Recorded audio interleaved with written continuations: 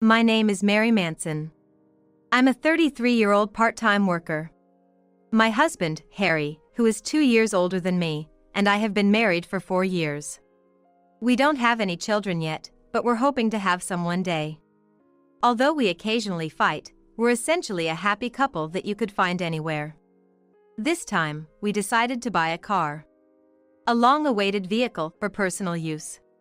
Since we live in a rented apartment, we ended up getting a new car before a new house. I like cars well enough and think I enjoy driving.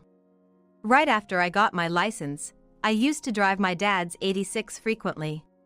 However, currently, since my workplace is within walking distance, I haven't felt much need for a car as a means of commuting. Harry also bikes to his office, mainly to get some exercise. Still, we've both always dreamed of owning a nice car. We had made discussions. If I get a really nice car, I might try using it for commuting sometimes. It sounds kind of cool. Kind of cool. Well, that's fine.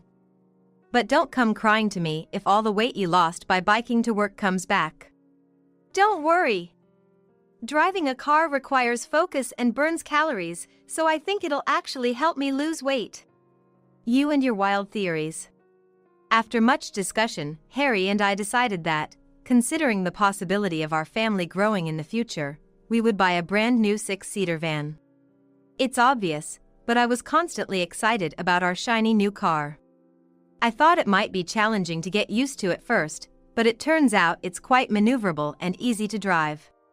I immediately started enjoying my car life, going out for drives on weekends and choosing accessories for the car. True to his word, Harry began using the car for his commute now and then. Got compliments at the office for the car. They said it looks cool, he said proudly. Little did we know that our precious car would become the scene of such a nightmare. Huh? Something feels off. One day, as I was about to get into the driver's seat like usual, I noticed something felt strange inside the car. There was an odd smell.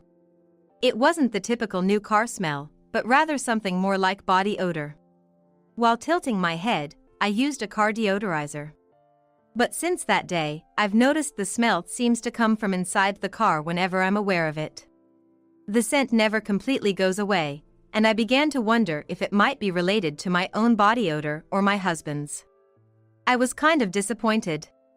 It's a delicate topic, so I couldn't easily bring it up with my husband. When we were together in the car, I casually asked, "Hey, do you smell something odd?" However, my husband cheerfully responded, "Huh? A smell? Not at all." They say it's hard to notice your own body odor. On another day, I discovered a mysterious stain on the still new seats. I have no memory of it. Could it be my husband? I also casually asked him about it.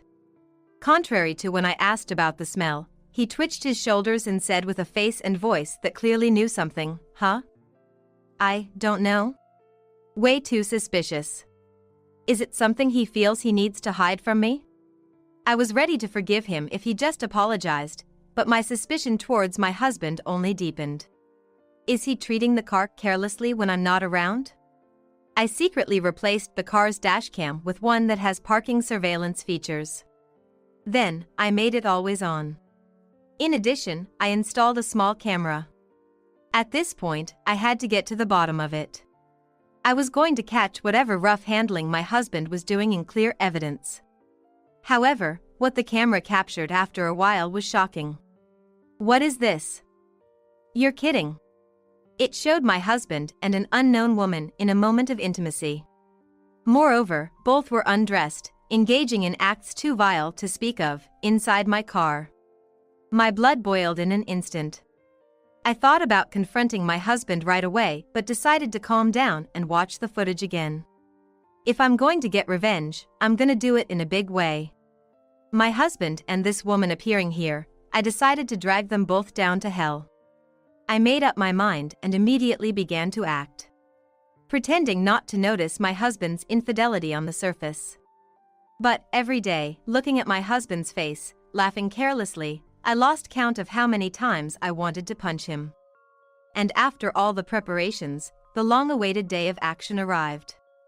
I swiftly got into the car where the two of them were in the midst of their affair and floored the accelerator, starting a hellish drive with the two of them, stunned. No! The screams of my husband and his lover filled the air. Now, let's rewind a bit to the day I became aware of my husband's cheating. The first thing I did was investigate the woman he was having an affair with. A woman I had neither seen nor heard of before. She didn't seem to be a coworker at my husband's company. In fact, she didn't even look like she was part of the workforce. Quite young, she might be a college student. Going after a college student. Honestly, both my husband and this woman disgusted me. I continued to monitor the inside of the car with the dashcam and small camera. From the conversations recorded, it turned out, as expected, that this woman was indeed a college student. Her name is Sarah.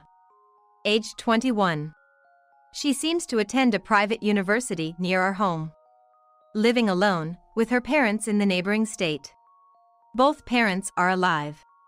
Honestly, I was almost worried for her, talking so freely about being just an affair partner. Given how freely she talked, she might even be bragging about the affair at college. Hey, doing this kind of stuff in a married couple's car.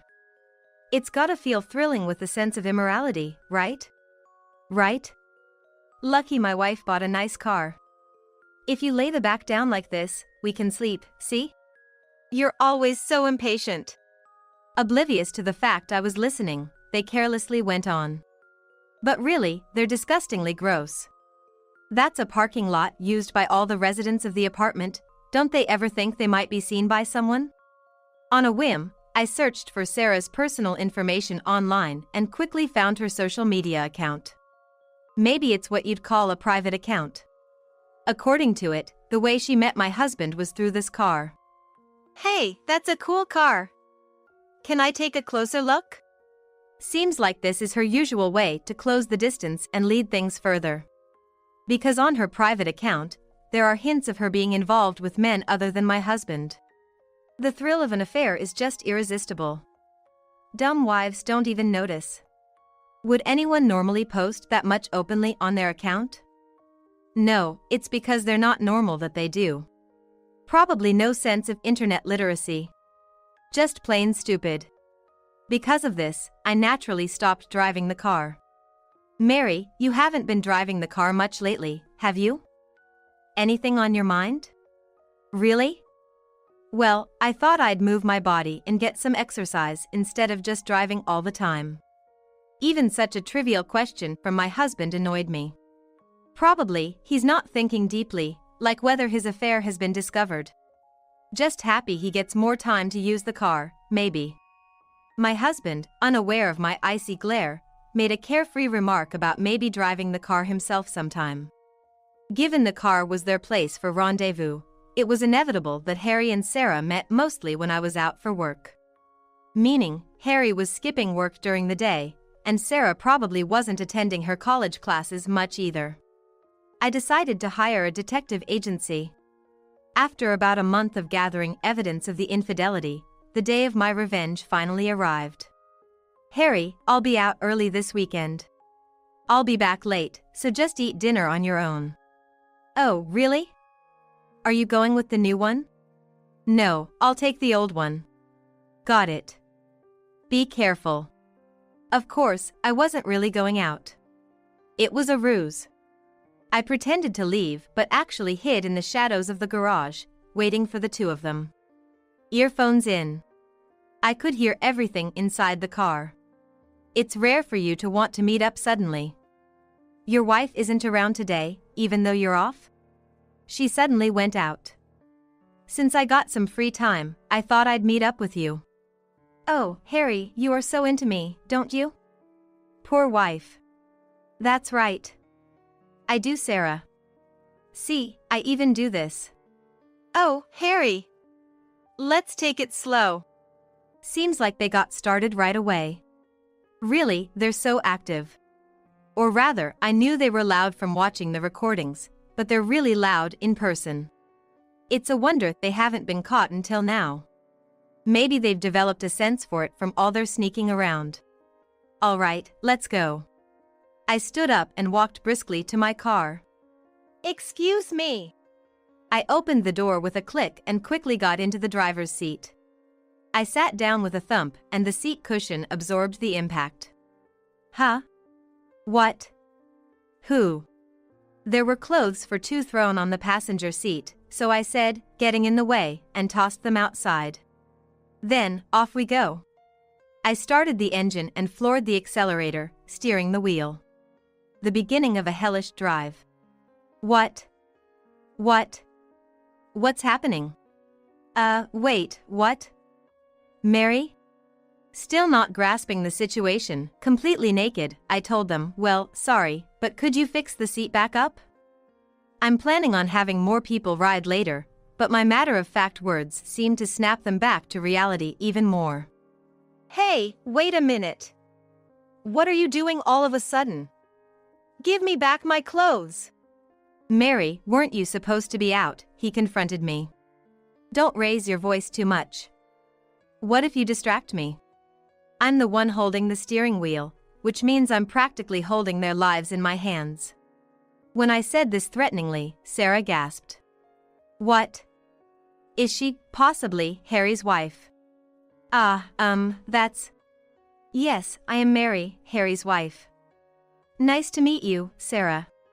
"Why, how do you know my name?" "These days, it's easy to find out all that. Your name, age, the university you attend, the address of the apartment you live in alone, that you ordered and ate a hamburger for delivery last night, and even that you have distinctive moles on your stomach and thighs." "What? Hey! That's personal information." "It's your fault for blabbing personal information where anyone can access it, isn't it? But don't worry, I have no intention of misusing it." "What?" I remembered I had also thrown their smartphones along with their clothes. If they had their phones, I could tell them to search the account name I was about to mention. Sarah's social media account and the dinner she posted last night, not to mention the slew of risque selfies. "Well, we can deal with that later." "Hey, where are we heading?" Sarah's face clouded over as the scenery outside the car window changed. Naked and with nothing to cover themselves, Harry and Sarah were huddling in a squatting position. Remembering there might be a towel blanket in the car, Harry frantically searched the back. Sharing one towel blanket between them, they looked like they were survivors of a disaster. "Isn't this, like, kidnapping? Hey, stop the car. Let us out." "I can stop, but you'd be getting out naked in the middle of an unknown city, you know? Look, Mary. If you're mad, I'll apologize, so can we talk?" So you're aware you've done something worth being angry about?" Well, it's an affair, after all. Of course, I'd be mad. It's only natural, right? And with such an empty-headed fool. I added in my mind. You've done quite a lot in my precious car, it seems. What? Couldn't afford a hotel room? Meeting up in such an obvious place, how thoughtless can you be? The weird smell inside the car was from your body odor and fluids mixed together, wasn't it? I thought my nose would bend from the stench. No wonder the deodorizer couldn't completely eliminate it. If you do it every week in this car, that makes sense. You, acting all high and mighty. But in the end, you didn't notice our relationship. That's right. I noticed about a month ago. Since then, I've been monitoring you with the dashcam and a small recorder. Didn't you realize? What? Recorder? That's. The dashcam shouldn't be working if the engine isn't on. Harry and Sarah stared at the dashcam fixed in front of them. Normally, yes. But there are ways around that. Like adding a parking surveillance feature, always on, you know. You seemed completely at ease, but this past month's rendezvous is all captured on camera. So, relax. Where is there anything to be relaxed about? Camera, you say. Delete it. Right now. No can do. It's important evidence. Ah, look, we're almost at our first destination, so could you fix the seats quickly? What? Destination. Harry looked out the window. Recognizing the familiar scenery, his face turned pale. No, wait, this place is. Here we are. We've arrived. The destination was Harry's family home. In other words, my in-laws. And before the two in the car could react, the car door opened. No! Harry screamed as the person joined us. Entering from Harry's side of the door, my father-in-law. They had a demonic expression, and my mother-in-law, sitting next to me on the passenger seat, had a chilling gaze. Dad, Mom. Why? What? What? Who? Harry's dad and mom. Harry, you've really done something terrible. Really? Now, Mary, please let them out. All right, all right. Off we go. I started the car again. With the two of them frozen in shock, my father-in-law adjusted the seats, and in the second row, 3 people were crammed together, Harry, Sarah, and my father-in-law, in that order. This hellish arrangement. Dad, why? Even in this situation, I admire my husband's audacity to ask. Why, you ask? You big fool. Eek. No! When Mary contacted us, I couldn't believe my ears. I never thought you'd have an affair. That's. My father-in-law, furious, my husband, flustered. And Sarah, trying to be invisible next to them. I had already reported my husband's infidelity to my in-laws. Showing them the video recorded inside the car was worth it because I wanted solid evidence. My in-laws were so shocked they looked like their jaws might drop, then they exploded in anger towards my husband. This guy, how could he? To cheat on Mary, your wife, unbelievable. Yes. How filthy. To think our son would do such a thing, oh, I can't believe it.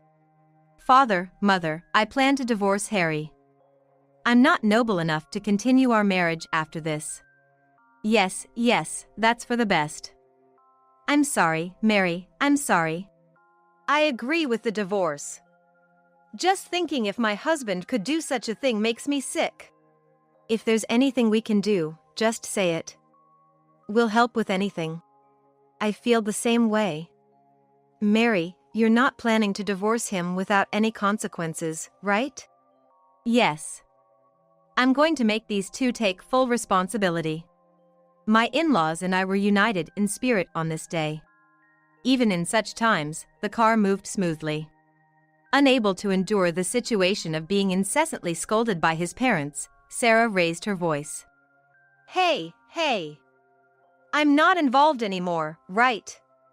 Let me out. I'm fine with this. I won't let you out. You're needed at the next destination. And you, not involved? Having an affair with a married man? You must be joking? That's. I didn't know. It's not my fault. This man attacked me out of nowhere. Since then, I couldn't resist. I'm a victim. Hey, Sarah, what are you saying? You're the one who seduced me, right? I told you I was married, didn't I? What? You say you're married, but you were all eager to make a move. Don't try to shift the blame. You thought I was seriously into you? That's a joke. An old man like you. What? If I keep quiet and listen, this. Quiet. Both of you, just be quiet. When I calmly spoke up, the two of them immediately fell silent. Who made the first move or whatever, I don't care anymore. We're past that stage. And both of you were excited about this affair, so stop this pathetic arguing. It's really disgusting. I glanced at my mother-in-law sitting in the passenger seat and called out, Mother. Please search the account name I'm about to tell you on your smartphone. Understood. Here you go. First, type in capital letters. As I spelled out the account name, Sarah's complexion gradually faded. Wait, that's... Is this correct? Thank you. Please show that account to the people in the back as well. What's this? It was Sarah's private social media account I had found. Starting with a dumb self-introduction, it was filled with risque selfies and dates with multiple men. Seeing this, Harry's face also changed color. Apparently, he thought he was the only one seeing Sarah. How naive. A little research, and it was all there. Please scroll back a bit on those posts. You'll find posts that seem to be about Harry. My mother-in-law did as told, scrolling through the screen. Is this it? She then presented the found post to my father-in-law and the others. Met in the car again today. Always in the car, doesn't he get tired of it? I'm so nice for seeing him like this. Seems like he drives a pretty nice car, but no money? Spent it all on the car? It's thrilling, but kinda hurts my body. I wish he'd at least pay for a hotel, old man. A stunning array of dumb texts. Shown the account, Harry was trembling. Is this real? It's real. Sarah's genuine account. That's not true. That's not me. It's someone else. A totally unknown person's account. Is that so? Then, how about we compare the risque selfies there with your body? They're quite distinctive, so I think we can easily tell if it's you or someone else. Hush. Sarah's face contorted. Had she finally realized the extent of what she'd been doing? Too late now. Could it be? Sarah, you've been mocking me behind my back. Well, it's true that Harry is stingy. What? Harry's always been my last priority. Excuse me. Sarah raised her voice, perhaps in defiance. And Harry reacted to every word. My father-in-law silently glared at them both. The back seat was indeed a hellish place. We're almost at our next destination. As I said that, everyone reflexively looked outside. Oh. That place. Then, Sarah's complexion turned deathly pale. Hey, wait. This place. No, stop. Let me out. We're not stopping. Here we are, arrival. Please get back in later. We stopped in front of a certain house. I operated the door to open from the driver's seat. No! Sarah screamed. The door opened to reveal Sarah's parents. They were stern-faced to a frightening degree. It's a tight fit, but please, come in. I said, and they nodded politely before getting into the car. Now, there were 7 of us. Why are my dad and mom here? Sarah exclaimed, just like Harry had. Why? Maybe you should use your head a bit. It's obvious because I told them. It seems your daughter is having an affair with my husband. I had sent a certified letter to Sarah's parents' home, investigated by a detective agency, to inform them of the affair and today's plan. You! What have you done? Sarah screamed, but it was like water off a duck's back to me. That's my line. What have you done? No! Dad! An affair! And not just with one man, you've been involved with multiple men. What's with these SNS posts? Posting such pictures, aren't you ashamed? Oh. Knowing her parents had learned about her private account must have been mortifying. With 2 uproarious families aboard, we stopped at a service area, our final destination. It was the climax. I turned to Harry, smiling sweetly as I handed him the divorce papers. You probably understand by now, but will you divorce me? Well, Mary. Please, listen to me. I don't want to hear that kind of response. What I want is a simple yes or no. Then, I took out another document. This is for the payment of damages and the car payment agreement.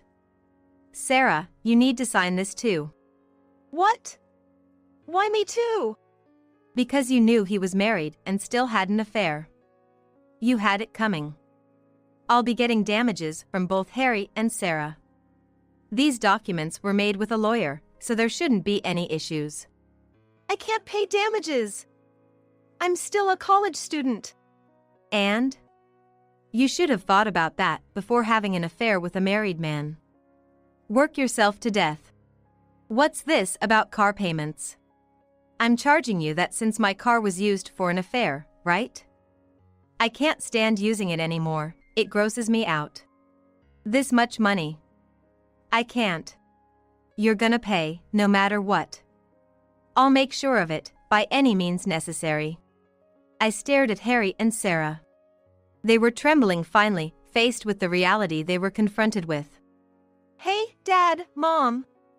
Help me out. Convince Mary Manson, please. Dad, Mom, is this okay? Your daughter is gonna be drowned in debt if this continues. Hurry up and help.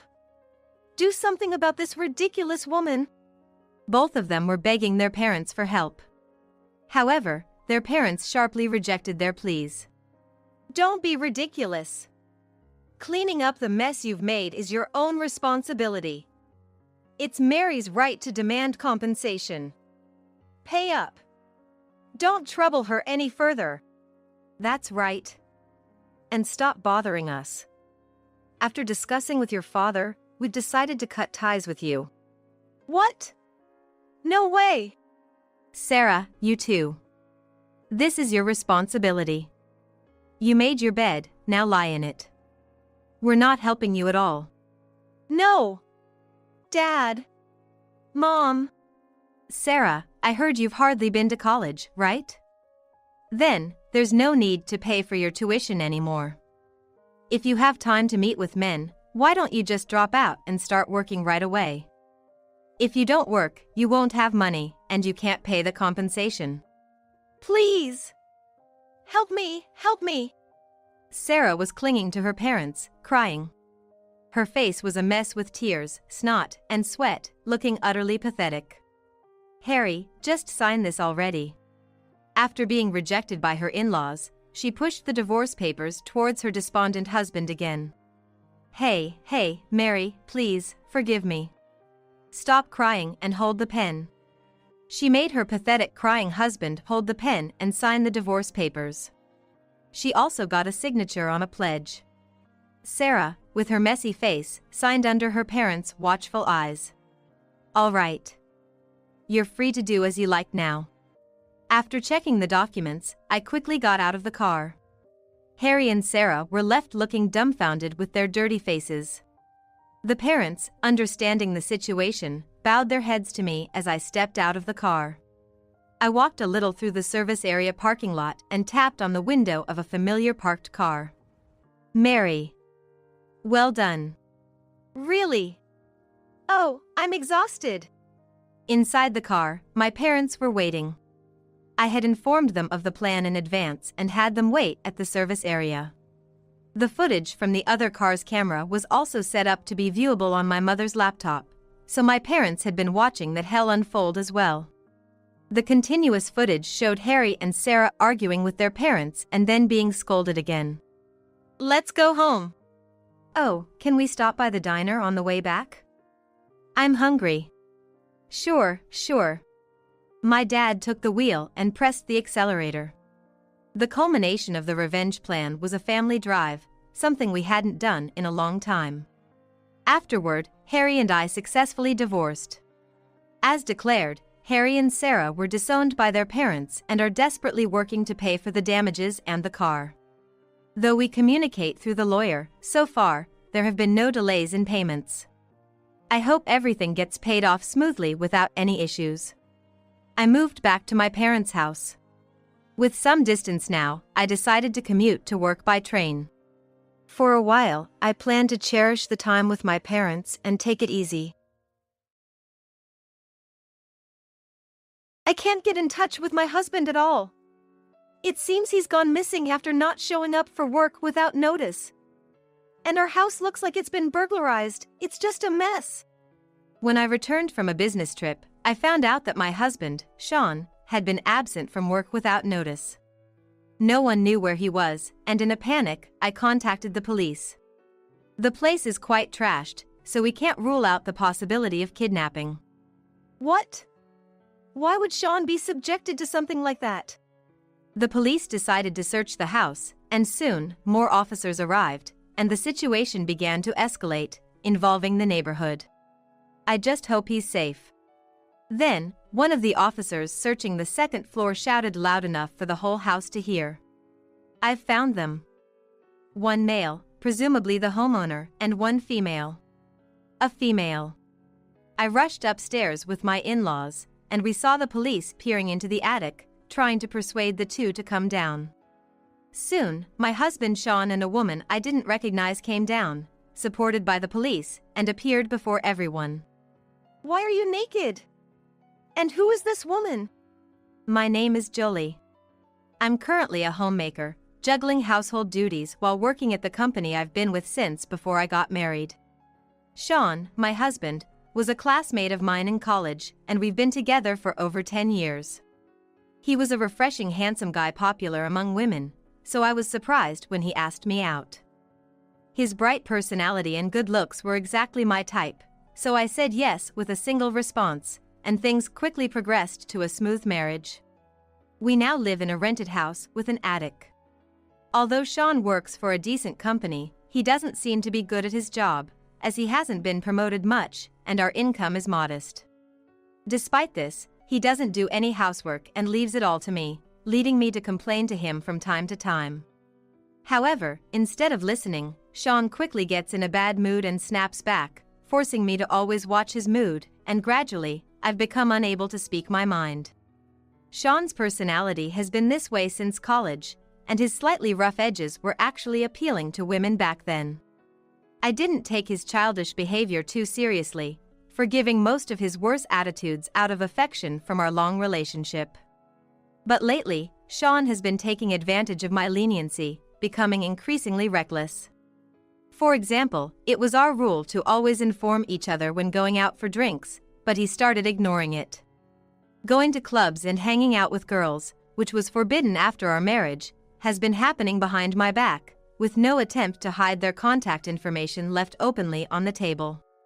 Knowing that complaining would only result in tenfold the verbal abuse, I've had no choice but to endure, accumulating stress daily. Yet, there are people who can deal with my husband on equal footing. His parents.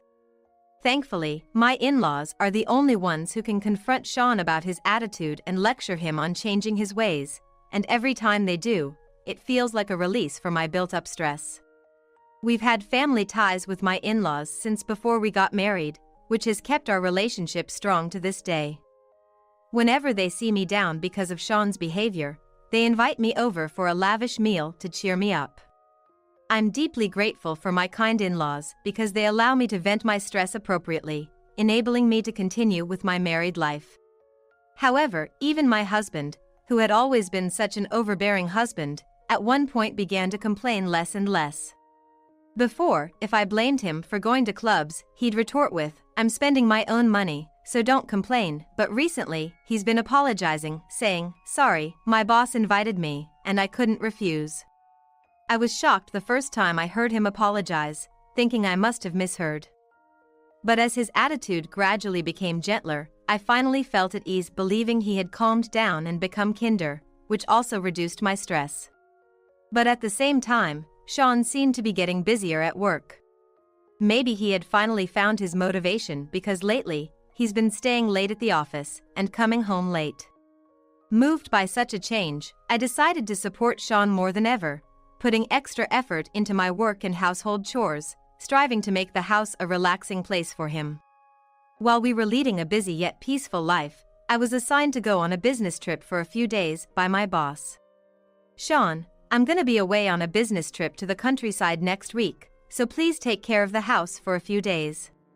"Oh, got it. Just a few days, huh?" "For now, yes. But it might get extended, so I'll let you know if that happens." Sean simply acknowledged, but then started humming a tune, seemingly in an unusually good mood. And on the day of the trip, Sean offered to drive me to the station, which was rare. "Jolie, take care and have a good trip. Oh, and if you come back early, make sure to let me know in advance. I'll come to pick you up." Sean was in a better mood than usual, giving me a rare smile. Thanks. I'll definitely let you know when I'm coming back. You seem really happy, though. Sean stiffened for a moment but quickly returned to smiling. No, it's nothing. You're imagining things. It's gonna be lonely without Jolie around, that's for sure. Really? Well, I'm off then. Thanks for the ride. As the time for my plane was nearing, I parted ways with Sean and headed to the platform. Wondering if he might be waving goodbye, I turned around once, but Sean was nowhere to be seen, likely already on his way back home. As I settled into my seat, I reflected on Sean's behavior from the morning till now. His insistence on letting him know if I'd return early. And that unusually cheerful smile. Even though Sean has been calmer recently, considering his past behavior, these actions felt off. During my business trip, I couldn't stop thinking about it and sent him a few emails, but his replies were slower than usual and rather curt, which only added to my unease. Luckily, my work finished earlier than expected, and I could head home right away. He told me to call before coming back, but I figured he wouldn't answer the phone anyway and would be slow to check his emails, so I decided to return home without notice. It was a weekday, and Sean was supposed to be at work. Of course, the house was locked, so I took out my keys and opened the door. I'm home. Huh? Why are these shoes here? I found Sean's work shoes, which was odd since he was supposed to be at work. Did you take the day off, Sean? Are you here? I called out, but got no reply. The house was silent, no sign of anyone around. Worried he might have fallen ill somewhere, I dropped my suitcase by the entrance and searched the house, but Sean was nowhere to be found. I decided to call his office, just in case. Hello, this is Jolie, Sean's wife.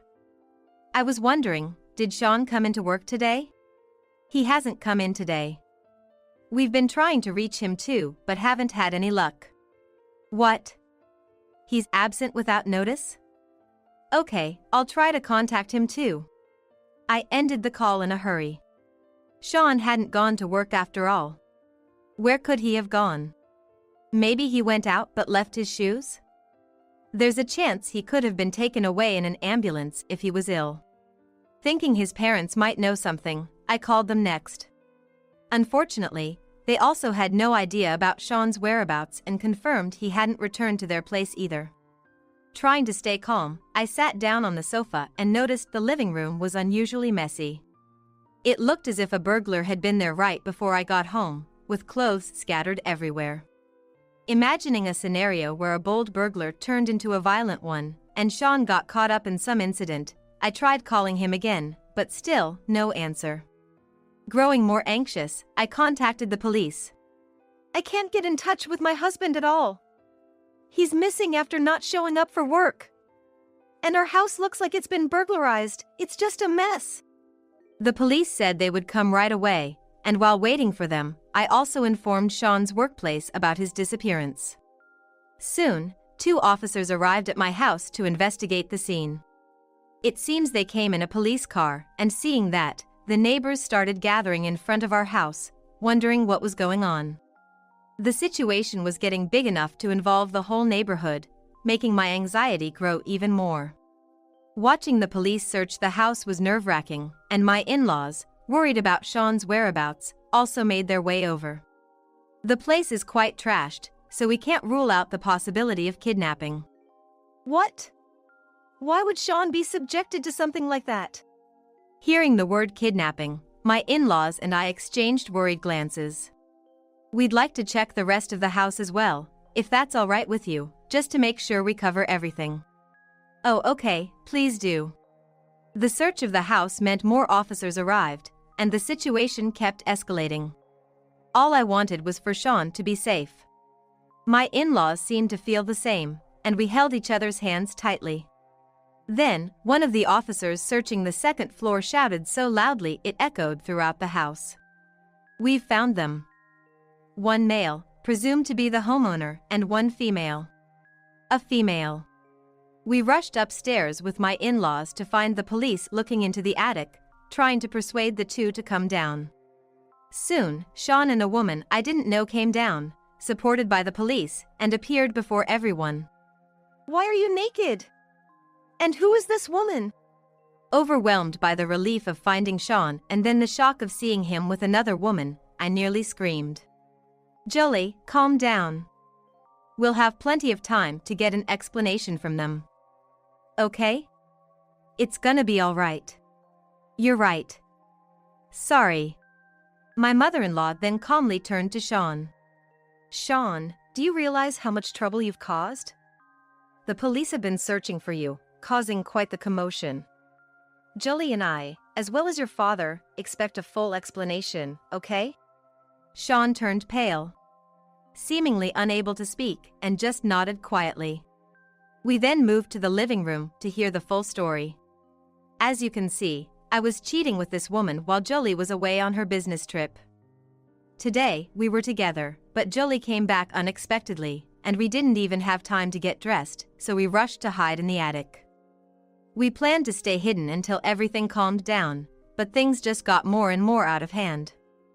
Our clothes were left in the bedroom, and we ended up being found by the police before we could make a move. Sean explained the situation in a rather guilty manner, bit by bit.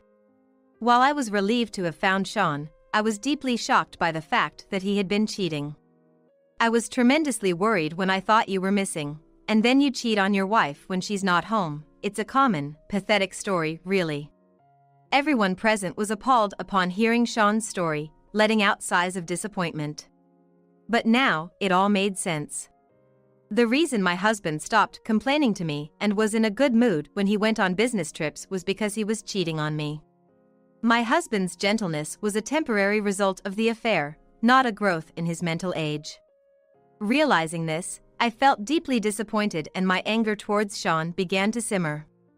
However, it seemed my in-laws were even more furious than I was. My usually calm father-in-law was shouting at Sean, his face turning red. It was a rare sight that left my mother-in-law and me in shock, a testament to the intensity of the situation. But soon, my mother-in-law's anger resurfaced, and she harshly scolded both Sean and the woman he cheated with. The two, barely covered with bath towels, remained silent and shrunken, a rather comical sight given their nearly naked and pitiful state. Then, Sean's boss, having heard his employee had vanished, arrived late. Perhaps he rushed over after hearing my report to the police, appearing slightly out of breath and sweaty. Upon entering the living room and witnessing the angry scene, he seemed taken aback. However, when the boss saw the woman next to Sean, he stiffened. "Come on, you've got to be kidding. Why are you here? Do you know her? She's my wife." The revelation silenced even the furious in-laws, bringing a sudden quiet to the room. The naked woman sitting in Siza was indeed Yvonne, truly the wife of Sean's boss. It seems Sean's boss, who got married later than Sean, had invited Sean for dinner to introduce his wife, and that's how they met. The boss, now interrogating his wife, demanded, "Why are you naked? Why are you at my employee's house?" Yvonne initially tried to cover up with plausible lies, but when her usually quiet husband shouted, "Enough," she resigned and revealed her affair with Sean. "I fell for Sean the moment I met him because he's younger and more handsome than you. You're always so busy and never pay attention to me, so it couldn't be helped." Yvonne, an art class instructor, approached Sean saying, "I want to paint your portrait," as an excuse to get close to him. Despite desperately trying to justify the affair, her boss was furious, asserting there's no excuse for cheating. "Both of you better be ready for what's coming," the boss said with a deep, menacing voice. Eek. Sean, who had seemed somewhat confident that he would be forgiven if he just told the truth, was visibly shaken by this and fell silent. "Wait, honey. It was just a moment of folly. Please, don't think about leaving me. You are the most important person to me." Yvonne clung to her boss in a pitiful manner, sobbing as if she was about to kneel in the dirt. However, the boss seemed unwavering in his decision to divorce, ignoring her pleas completely. Sean was scolded again by his in-laws, and Yvonne cried so hard her face contorted. Who could have predicted returning from a tiring business trip to such chaos? Watching this hellish scene unfold made me feel sick, and my head began to ache. Unable to bear staying at home any longer, I left everyone behind and took refuge at my childhood home, which was a couple of stations away. Fortunately, my old room was left untouched, and there were even clothes I could wear to work, so I decided to stay there for a while. Of course, my parents were worried about their daughter suddenly coming home. To avoid awkward questions, I explained the situation to them. They were quite angry but prioritized my feelings, offering to take care of me for a while. A few days later, Sean and Yvonne, from whom I hadn't heard anything since the incident, shockingly showed up at my parents' house. Both looked even more worn out than before, visibly distressed. I didn't want to let them into my parents' house, but I also disliked the idea of going somewhere with them, so I reluctantly agreed to talk at the doorstep. "So, what brings you two, who cheated together, all the way to my parents' house?" It's embarrassing to say, but the affair scandal got out at work, and I was fired. I've been desperately looking for a new job, but it's tough, and this is really hard to say, but we need to borrow some money. Of course, I regret what I did and have no intention of making the same mistake again. But right now, I really need money even to look for a job. Please help. After making a lengthy excuse, Sean begged me at the spot. And strangely enough, Yvonne also begged me alongside him. Watching them, I let out a big sigh. Seriously. How much more do you plan to mock me? Saying you're sorry while still hanging around with this woman? That's because we thought if we apologized together, you might forgive us. I was at a loss for words at Sean's incredible stupidity. I already knew from Sean's boss and my in-laws that Sean had been fired. And of course, I was aware of Yvonne's situation as well. In the days that followed, the boss and Yvonne finalized their divorce. As a result, Sean and Yvonne ended up having to pay a huge sum in alimony not just to the boss but to me as well. Sean had apparently been quite overbearing not just towards me at home, but also at his workplace, earning a bad reputation among his colleagues. He was often harsh and stole credit for work, garnering a lot of resentment. On the other hand, Sean's boss was known for his gentle demeanor towards everyone. Even when someone made a mistake, he wouldn't just yell. Instead, he'd work together with them to figure out a solution. It made him a well-respected figure at the company. When the company found out about Sean's affair with the boss's wife, they banded together. Exposing all of Sean's bad behavior and mistreatment of young employees led to his swift termination. Moreover, Sean was held accountable for tarnishing the company's reputation and faced a claim for damages. Our neighborhood is pretty close-knit, with a strong sense of community. The news of Sean's missing case and subsequent affair scandal spread quickly, making it uncomfortable for me to even go shopping without overhearing whispers. I'm well aware of the mess you two are in. Well, you brought it upon yourselves. Don't be so cold. You know I didn't make much, right? So paying alimony is gonna be tough. Please, I'm begging you, forgive me. Sean finally prostrated himself, begging for forgiveness. After all the arrogance you showed and the affair, you expect me to forgive you just because you're short on money? Don't make me laugh. My love for you completely faded the moment I found out about your affair. And I have no intention of forgiving her either. No matter what, you're paying that alimony. At my words, Sean's attitude took a sharp turn, and he began to angrily lash out. Acting all high and mighty just because I'm apologizing. Give me a break. If you had just let me know you were coming back from your trip, none of this would have happened. Sean started shouting loudly, and for a moment, I was taken aback, but I've decided I will never listen to him again. As I stood firm, not to be outdone by Sean, my father came to the entrance after hearing Sean's shouts. As soon as he saw Sean, my father lunged at him, shouting even louder. What the hell do you think you're doing showing up here? Get lost and stop causing trouble around here. Sean, caught off guard, was left gaping and then got slapped by my father. Don't you dare show your face here again. After saying that, my father turned to see Yvonne approaching Sean and looked shocked. Wait, aren't you? Yvonne, the art teacher, right? Recognizing her, Yvonne awkwardly looked away. It turns out my dad is a fan of art and had been attending painting classes as a hobby after retiring. And Yvonne, Sean's mistress, happened to be the instructor there. I can't believe you're the one who stole my daughter's husband. You're the lowest of the low. My father said, looking down on her. That's right. I'm going to expose what happened to all the students in the class. Consider it settlement for the insult you've caused to my daughter. Please don't do that. I'm already struggling with no money after the divorce. I'll be out of a job if I lose my students too. Yvonne pleaded desperately, bowing her head to my father. The pain my daughter has suffered because of you is far greater than anything you're going through. I'll never forgive you. My father was unyielding, and realizing this, Yvonne burst into tears. Moreover, she was also scolded by my mother, who had appeared from behind, saying, "You're the lowest as a woman." Meanwhile, Sean was forcibly stood up by my father, grabbed by the collar, and slapped hard with the words, "I'll do this in place of my daughter." Finally realizing there was no hope for forgiveness, Sean, with a bright red cheek, and Yvonne, trembling at the thought of the impending job loss, left our home dejectedly. After a while, my divorce from Sean was finalized, and I successfully received a significant amount of alimony. Because of that, Sean ended up in debt, and I heard directly from my mother-in-law that they've disowned their son.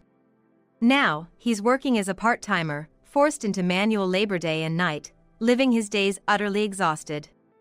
On the other hand, Yvonne's business went under after my father exposed her affair to her students, leading them all to leave. Like Sean, Yvonne too is buried in debt, having sold all her designer items and now scrambling through part-time jobs, forced into poverty. As for me, thanks to my savings and the substantial alimony, my wallet has gotten quite a bit fatter. I've taken some time off to enjoy life, spending money on overseas trips and hobbies. On my travels, I've been embracing new cultures, enjoying encounters with new people, and being captivated by beautiful sceneries I've never experienced before. It's been a time for me to reflect on myself and recharge with the strength to live positively. Huh? You've been here? Well, yeah. I moved in a week ago and have been living in this house. I'll take the bedroom you were using on the second floor, so you can use the storage room on the first floor or the unused room on the third floor. What? I wasn't informed about this. What do you mean? The head of the household has given his permission, so I don't need to get yours. The person paying the rent gets to make all the decisions. Huh? I had to ask again, but I'm not hallucinating, right? Why is my mother-in-law living here? I don't understand. It was stressful enough having her visit every week, but living together is out of the question. Sure, my mother-in-law lives alone, and she is getting on in years. Something could happen, and maybe my husband is worried, but it's unacceptable to start living together without consulting me first. Whose house do they think this is? I wanted to say. And my husband, too. This level of presumption is just too much. Hello? When I got back, your mom was here. What's this about living together? What do you mean? It's exactly as you see. There's nothing wrong with it, right? It is wrong. Why wasn't I consulted? There's no need to consult you. I've said it before, but I'm the one paying the rent. Shouldn't you be following my decision? I was so astonished I couldn't say anything.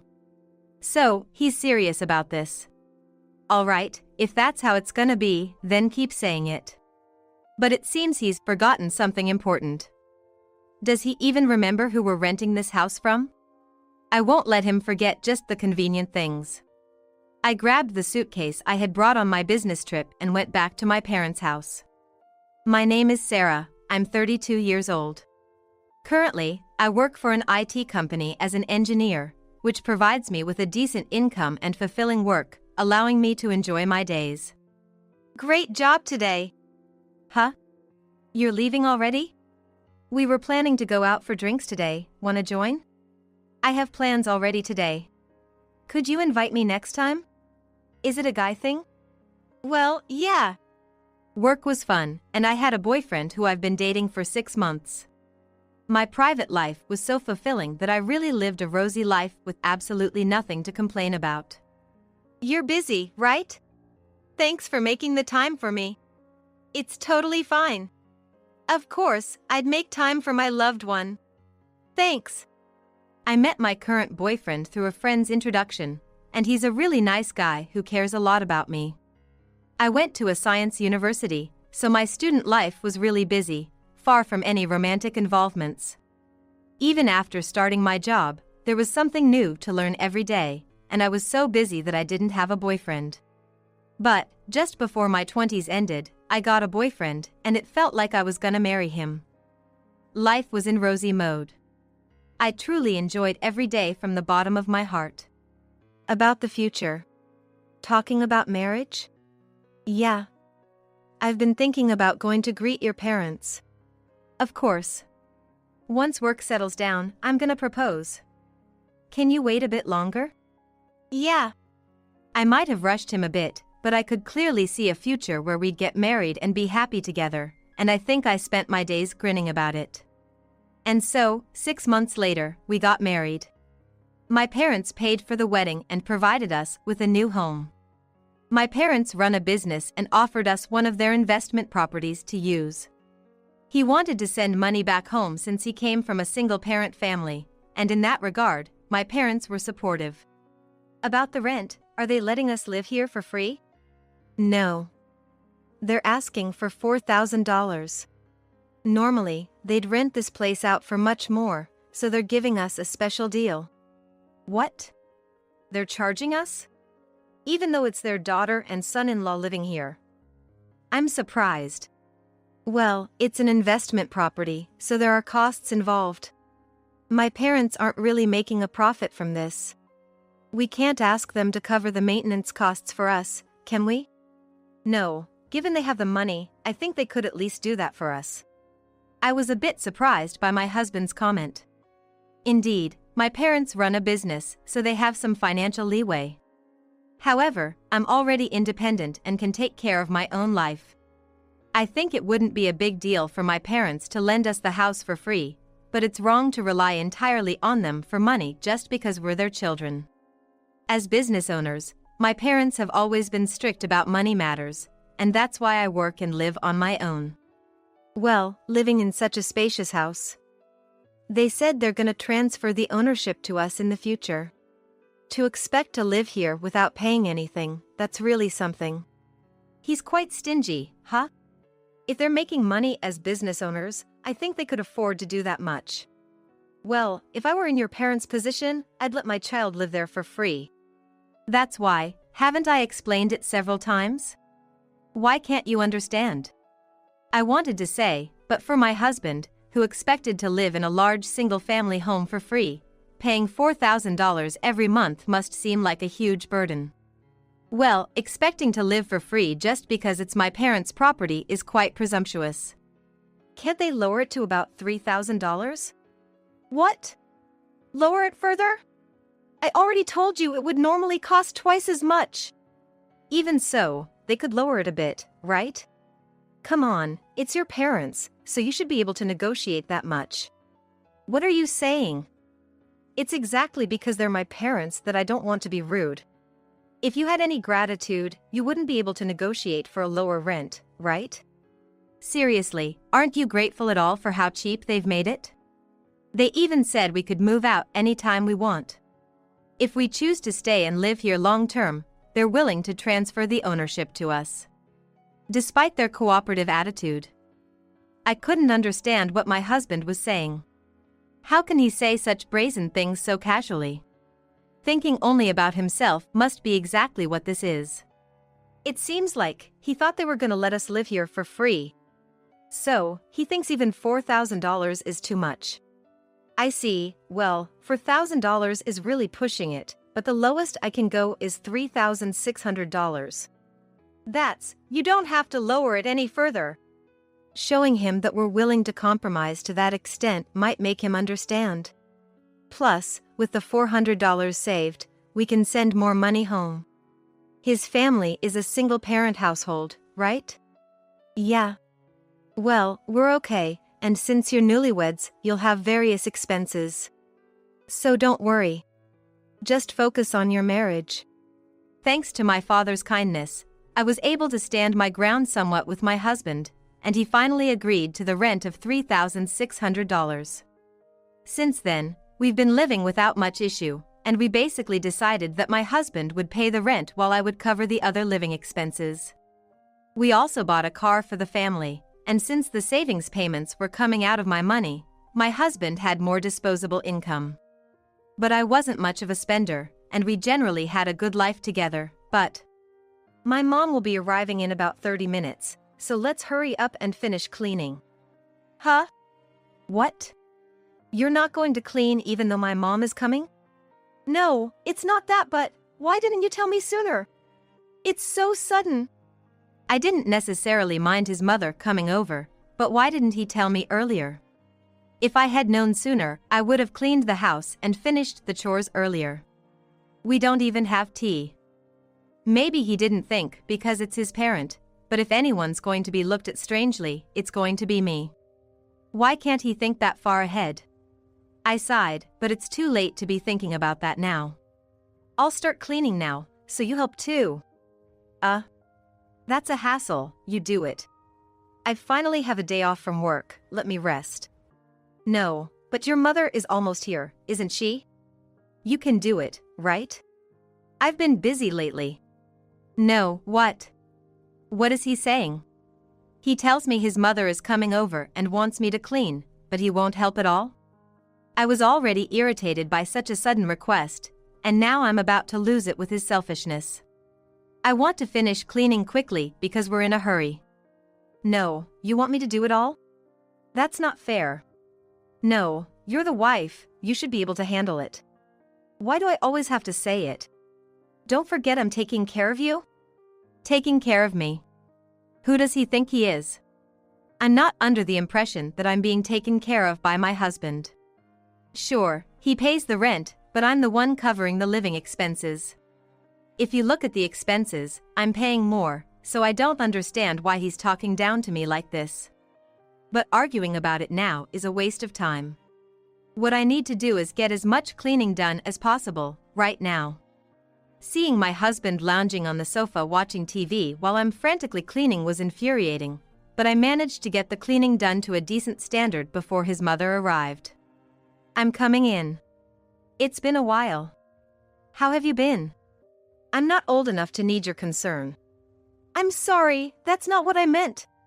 Oh, is that so? No, am I being perceived as someone who would say such snide remarks? Well, this isn't the first time dealing with my mother-in-law's personality. I guess she cherishes her son a lot because they're from a single-parent family, but I've always thought her affection was a bit extreme. Even when we went to greet her for our marriage, she looked at me as if I was a woman marrying up, not really trying to build a good relationship with me. Not that I particularly wanted to be close to her, but it feels unnecessary for her to openly dislike me this much. I haven't done anything wrong to my mother-in-law. Nor have I been unreasonable. What does she have against me? Well, my husband also says unreasonable things to me, so coming from such a mother, I guess it's somewhat expected. You know, I've been thinking, aren't your chores a bit half done? It's not like it's a hoarder's house, but I think you could keep it cleaner, couldn't you? I guess so. I've been trying my best, but I also have a job every day, so I can't spend that much time on it. I was a single parent too, but I managed to keep the house clean. No need for excuses. No. I'm not making excuses. I've genuinely been busy lately, with tasks from work that didn't get finished at the office and had to be done at home. If a system we're developing has an error, it needs to be fixed before the deadline. If we don't make the fix in time, it would be a big problem. I wish she wouldn't complain without understanding anything about my job. And to say one thing, they were living on welfare. My mother-in-law isn't working, so her situation isn't much different from a stay-at-home mom. Even as a single parent, she had more time, so naturally, she should have been able to do the household chores. Comparing me to that is wrong. And, since we both work, instead of blaming just me, how about blaming her son who doesn't do anything besides his job? I didn't intend to fight with my mother-in-law, but being criticized right after she visits made me quite irritated. Maybe you shouldn't say that? Besides, I'm the only one doing the chores around here, so it's tough. That sounded a bit sarcastic, didn't it? Well, but I think she won't understand unless I say it like that. Huh? You can't be thinking of making your husband do chores? I would like him to help, but the reality is, he doesn't. You're the wife, so it's only natural for you to do the housework. And I heard that my son is the one paying the rent. So, it's only logical for you to do at least that much. Who do you think is the breadwinner of the house? If you can't even understand such hierarchy, you shouldn't have gotten married. That's why I was against the marriage. Huh? I was so flabbergasted I couldn't find the words. Is she serious? I wish she would stop joking around. It's absurd for her to butt into someone else's family matters. Talking to such a person is a waste of time and only uses up energy. I just nodded along and showed her into the living room. Hey, how about we have seafood today? There's a nice place at Fisherman's Wharf. Wow, that sounds great. Let's treat ourselves to a nice meal for a change. Sarah? We'll be waiting at home, so could you take out seafood for everyone? Oh, and add some mussels and fatty lobster for me. So, I'm being made to run errands again. And neither of them even pretends to reach for their wallets. They expect me to pay, I suppose. Well, I can see complaining about money would only bring more complaints. Besides, I'd rather get out for a walk than stay in this house, so it works out. Still, the thought of splurging on expensive seafood for them is infuriating, but it's not worth dwelling on. With that in mind, I headed to the place. Upon returning home with the seafood. You took quite some time. I wish you would consider the people waiting. Ha. She had no words to thank me for purchasing it. She's like a complaint machine, effortlessly churning out grievances. I almost admire the ability to find fault in everything. I was tempted to retort sarcastically, but I restrained myself and took a seat instead. The day dragged on lazily until the evening, when the two of them went out for dinner. I wasn't invited, but really, what rude people. The two of them came back and spent the evening drinking in the living room, and in the end, my mother-in-law decided to stay the night. We had separate bedrooms, so it wasn't too much of an issue, but I was still taken aback by the lack of courtesy. She left the next day, but my day off was ruined, and I was left feeling quite stressed. After that, my mother-in-law started visiting our house almost every week. I don't know if she's coming to make snide remarks at me or just to see her beloved son, but either way, I was living in a state of constant stress. Hey, I'm going to be on a business trip for a week starting next week. So, I'm counting on you to take care of the house. What? A business trip? Why are you suddenly going on a business trip? There's a presentation for a system I developed, and I was involved as the main developer. The business trip wasn't a lie, but I was a little excited to have some time to myself for a change. Every week, facing complaints about housekeeping, meals, and my role as a wife from my mother-in-law. No matter how busy, my husband claims to be the breadwinner and refuses to help with any household chores. I was so fed up with such a life that I headed to the business trip planning to refresh myself. The presentation for the new system was nerve-wracking and more exhausting than my usual job, but for 1 week, without anyone complaining, I felt truly at ease. After the business trip was over, I returned home to find. Huh? You're here? Well, yes. I moved in a week ago and have been living here. I'll take the bedroom you were using on the second floor, so you can use the storage room on the first floor or the unused room on the third floor. What? I wasn't told about this. What do you mean? The head of the household has given his permission, so there's no need for me to get yours. The person paying the rent decides everything. Huh? I had to ask again, but I'm not hallucinating, right? Why is my mother-in-law living here? I don't understand. Just her visiting every week was stressful enough, but living together is out of the question. Sure, my mother-in-law lives alone, and she is of a certain age. Something might happen, and maybe my husband is worried, but starting to live together without consulting me is unacceptable. Who do they think this house belongs to? I wanted to say. And my husband, too. Such presumption is truly unforgivable. Hello? When I came back, your mom was here. What's this about living together? What do you mean? It's just as you see. There's nothing wrong with it, right? That's ridiculous. Why wasn't I consulted? There's no need to consult you. I've said it multiple times, but I'm the one paying the rent here. Shouldn't you be following my decision? I was so astounded I couldn't say anything. So, he's seriously saying that. All right, if that's how it's going to be, then keep saying it. But it seems he's forgotten something important. Does he even realize who we're renting this house from? I won't let him forget just the convenient parts. I grabbed the suitcase I had brought on my business trip and went back to my parents' house. It's like that, he just moved his mother in without asking me. Don't you think that's strange? Yeah. Has he been mistreating you like this all along?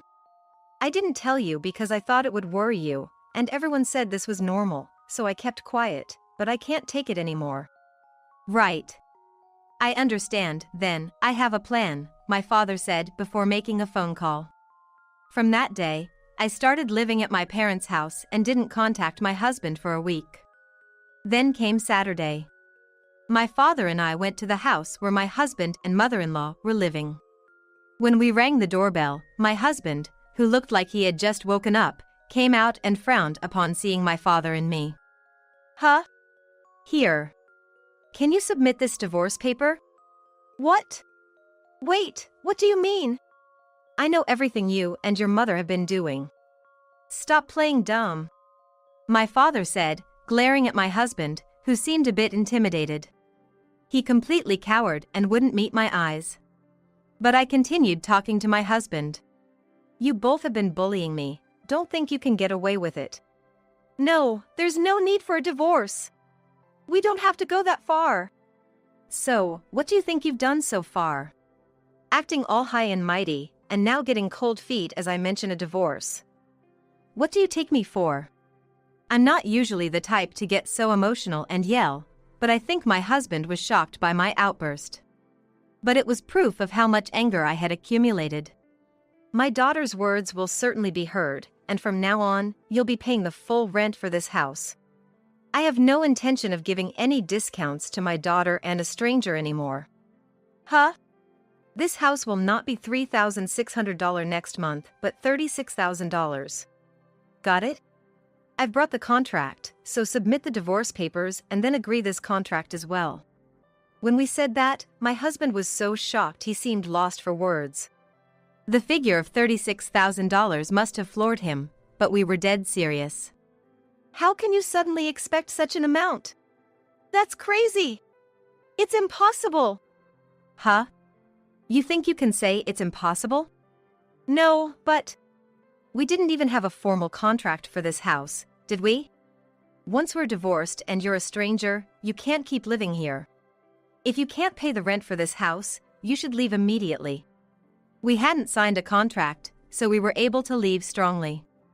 Of course, my husband had never imagined things would turn out like this. But regretting it now is too late. He needs to take full responsibility for his actions. We remained firm, unshaken by my husband's refusal, but then my mother-in-law, who had overheard the commotion, came out from behind. What's all this noise about? Long time no see. To cut to the chase, this house belongs to me, so please leave. I'm having my daughter divorce you, and I have no intention of letting strangers live here. Huh? Leave? What are you talking about? Don't say such ridiculous things. Who exactly is being ridiculous here? And if you want to justify your actions, feel free to take it to court. Court? Hearing the word court, my mother-in-law and husband were surprised, but this was all part of the plan I had discussed with my father.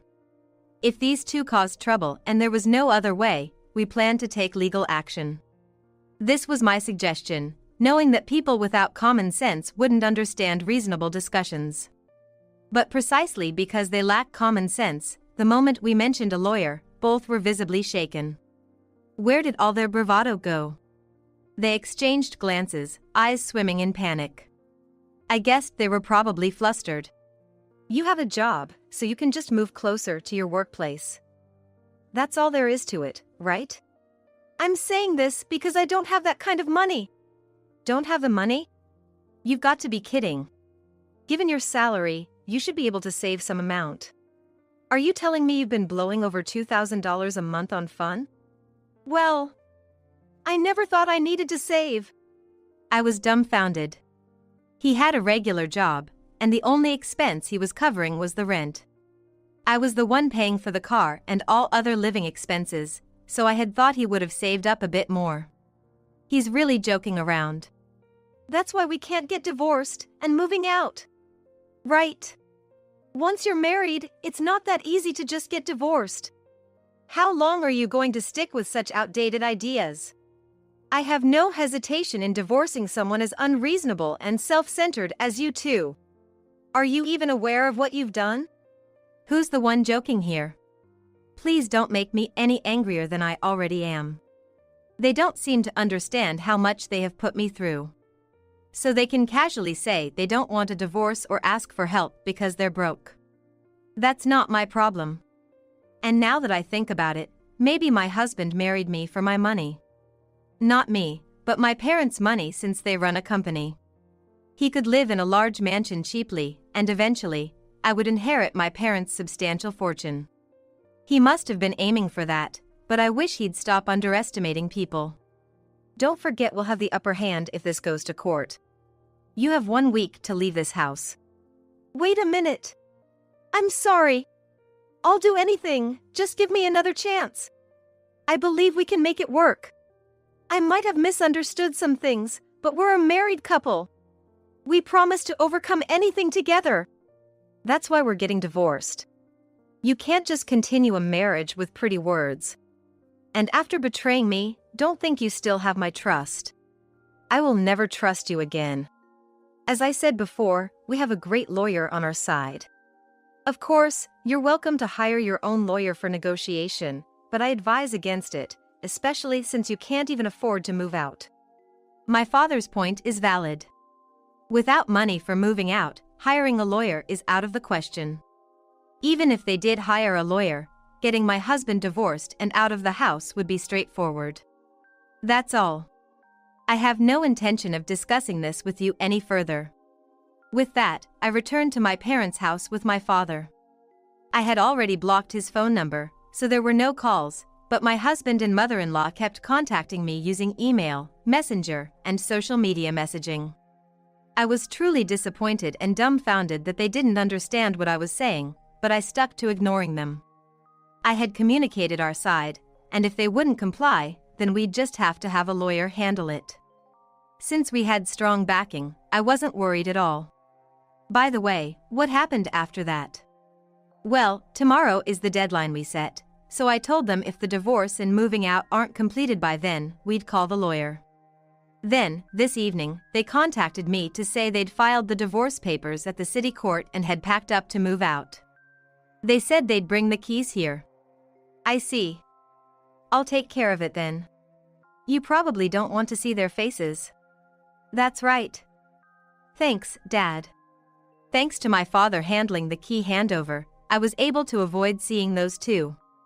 From what I heard through mutual acquaintances, those two were living a miserable life.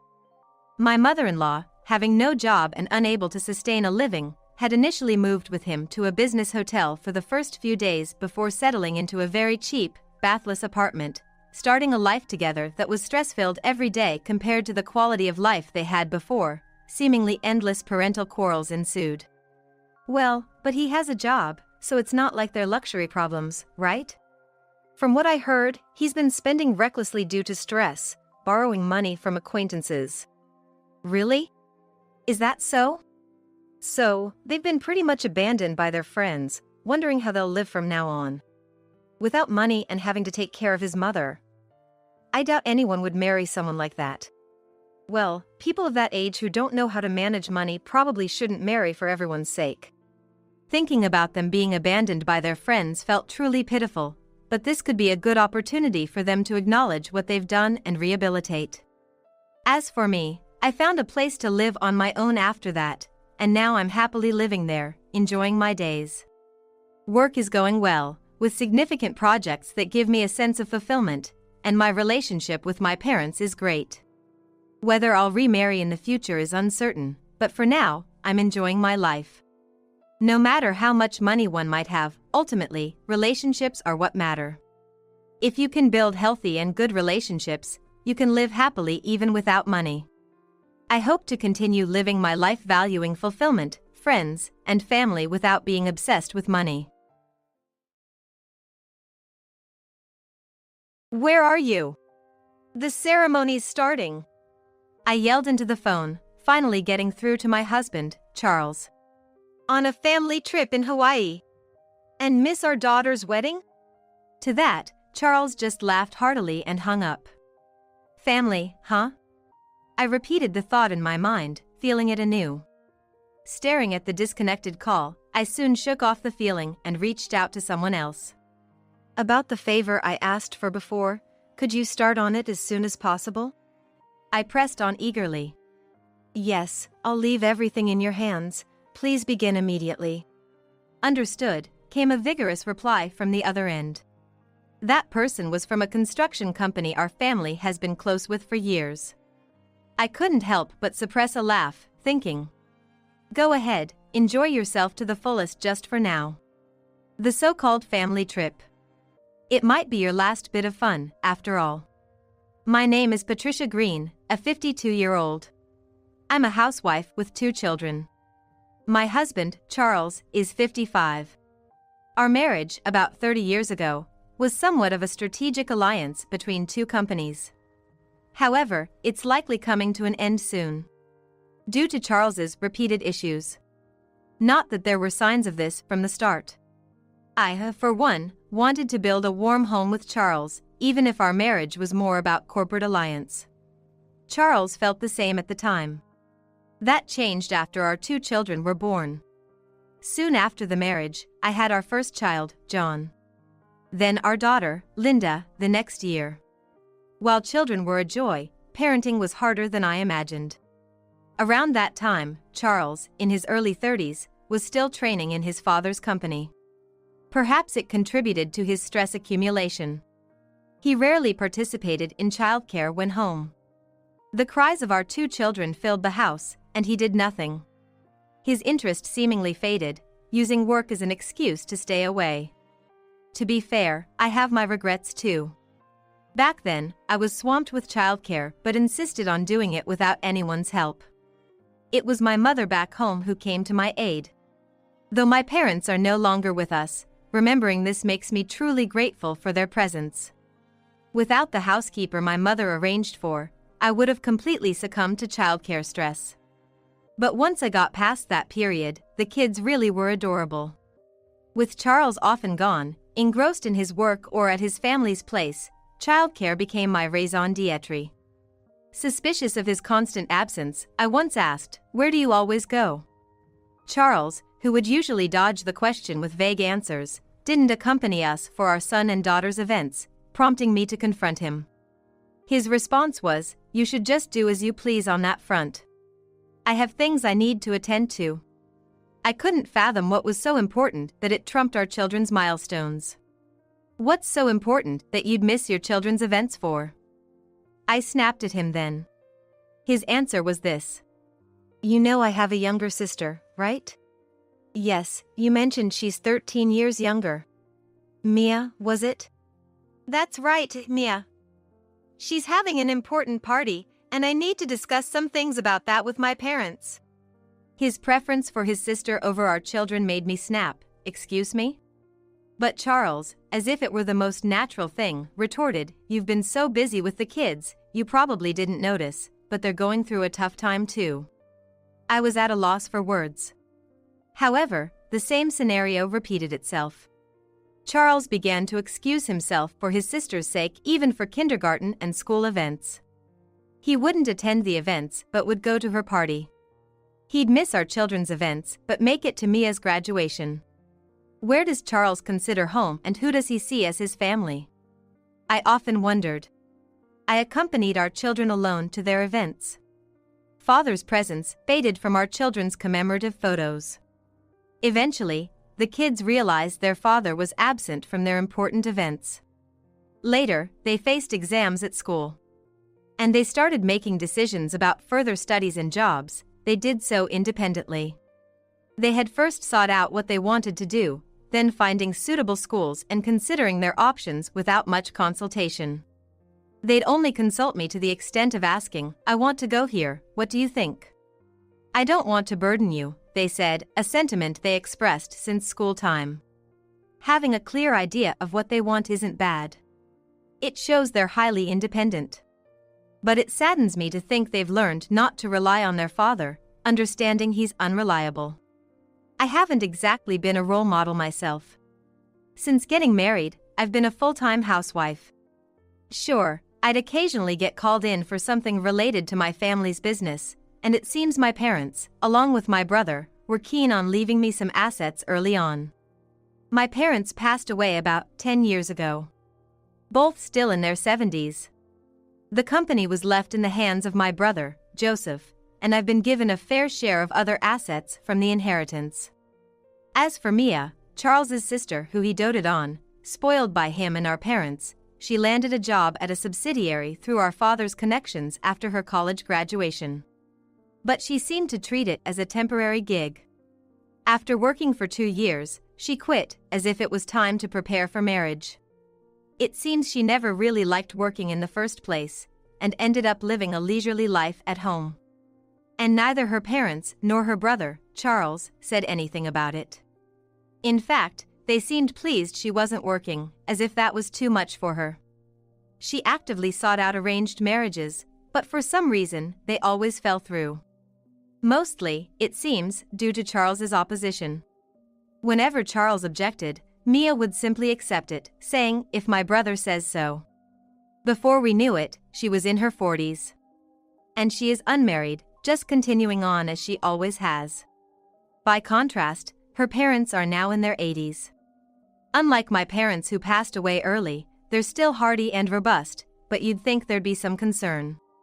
Yet, Mia does nothing, living carefree as ever. The father remains the company president, with no sign of Charles taking over. Charles might be eager to take the helm, but his father isn't budging. I couldn't tell you why. I've been fed up with Charles for a long time. Even my brother and his wife said it might be best to part ways at some point, and with the kids now independent, I'm thinking about starting a second chapter in my life. Fortunately, my parents transferred a significant amount of assets to me early on. With that, I could start something new or just take a break. I've been thinking it over for a long time. And I've been gathering evidence to ensure I come out ahead in the divorce. My brother's lawyer has been giving me plenty of advice.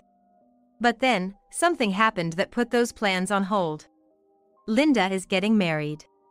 Her fiancé is 8 years her senior, a colleague from Mike's company where she met him working as a senior employee. He's quite capable, rumored to be transferring to an overseas branch soon. Linda, having seen Mia as a cautionary tale, made sure never to disclose her family connections at work. Flaunting such things is foolish. Just like at school, showing off wealth only makes you disliked. It was Linda's reasoning. I've tried to inform Charles about the wedding. But as expected, he keeps saying he's too busy and flees the conversation. I just respond with, "Oh, is that so?" when looking at him. I still sent him the invitation and details via card or message. But I didn't bother to confirm his attendance. And on the day, we all headed to the wedding venue. But even on the morning of the day, there was no sign of Charles showing up. I decided to give Charles a call. "Where are you?" "The ceremony's about to start. On a family trip in Hawaii." I blinked in surprise at his response. "And miss your daughter's wedding?" To that, Charles just laughed heartily and hung up. I sighed and looked up at the ceiling for a few seconds. Family, huh? Family. I repeated it several times in my mind. Probably, the trip to Hawaii was with his parents and Mia. Though I knew it, this really was the last straw. To Charles, family meant his folks back home, not us. Of course, I've known this for a long time. I had no expectations from a marriage of convenience. He probably felt the same. The difference between Charles and me was that I initially tried to make a family. And Charles did not. Continuing this charade for over 20 years was for the children's sake. The children themselves might not have cared whether their father was present or not. Still, I wanted to maintain some semblance of normalcy until they became adults. That might have just been my pride. The children might have found it easier without such pretenses. Well, that's fine. Taking a deep breath, I made another call. Speaking to a distant voice on the other end, hello, it's me. Yes, Patricia Green. About the matter I asked you before, could you please start on it as soon as possible? I spoke rapidly. Yes, I leave everything in your hands. Please start immediately. Understood, came a spirited reply from the other side. The person on the other line was from a construction and architecture company our family has been associated with for years. And I thought to myself with a suppressed laugh, go ahead, enjoy yourself to the fullest just for now. The so-called family trip. This might be your last bit of fun, after all. Then, a month later, I received a call. I answered on my tablet. There, a lawyer beamed at me with a full smile. Mrs. Green, or rather, Ms. Williams, would be more appropriate now. The lawyer called me by my maiden name. So, the documents have been processed, then? My voice perked up unexpectedly. Yes, I've made sure to compile everything properly. The lawyer on the screen has been affiliated with my family's company. Continuing, I asked him, could you tell me what's happened in these last 2 weeks? Anticipating that you'd ask, I've prepared all the necessary information. I couldn't help but smile gleefully at the lawyer through the screen. Right now, there's a distance half the globe's circumference between me and the lawyer. Yes, I've bought a house in Russia and am living here. This is because my daughter's husband was transferred to an overseas branch, as had been mentioned before their wedding. According to Linda, he was so concerned about my language skills. But, you won't know until you try, and once you're there, you'll manage somehow. So, it's going to be fine. I've always made do. She had said confidently, and the newlyweds are living in Russia, at the branch now. And I'm living in a separate house on their property. Partly for security reasons. The lawyer I'm seeing on my screen seemed to have adjusted some equipment on his end. First, here's this. He showed me what had happened during Charles and their Hawaii trip. Hold on, why can't we get into this hotel today, was his father shouting. Under a bright blue sky, he was wearing an aloha shirt. I'm sorry, but today we have an exclusive wedding and party booking. What? The top hotel on the Big Island? Yes, that wedding on the Big Island was Linda and her husband's. Though Charles and his family had flown from New York to Honolulu and then to Maui, we had directly gone to the Big Island of Hawaii. We planned to enjoy the resort leisurely before the ceremony. They had no idea about any of this. Even so, I had made sure to inform them on the day, but it was ridiculous they didn't even know we were on the Big Island. It really showed how little they cared about us. It's strange, said the lawyer. Patricia, you did inform them of your destination, right? I did, through postcards and messages. They usually don't catch me, so it was kind of surprising the call got through on the day of the wedding, probably for their family trip showcase. The lawyer laughed at that absurdity. I made it clear we were having the ceremony abroad, here at this hotel on the Big Island. Yet, there they were, in front of the hotel, clueless they couldn't stay.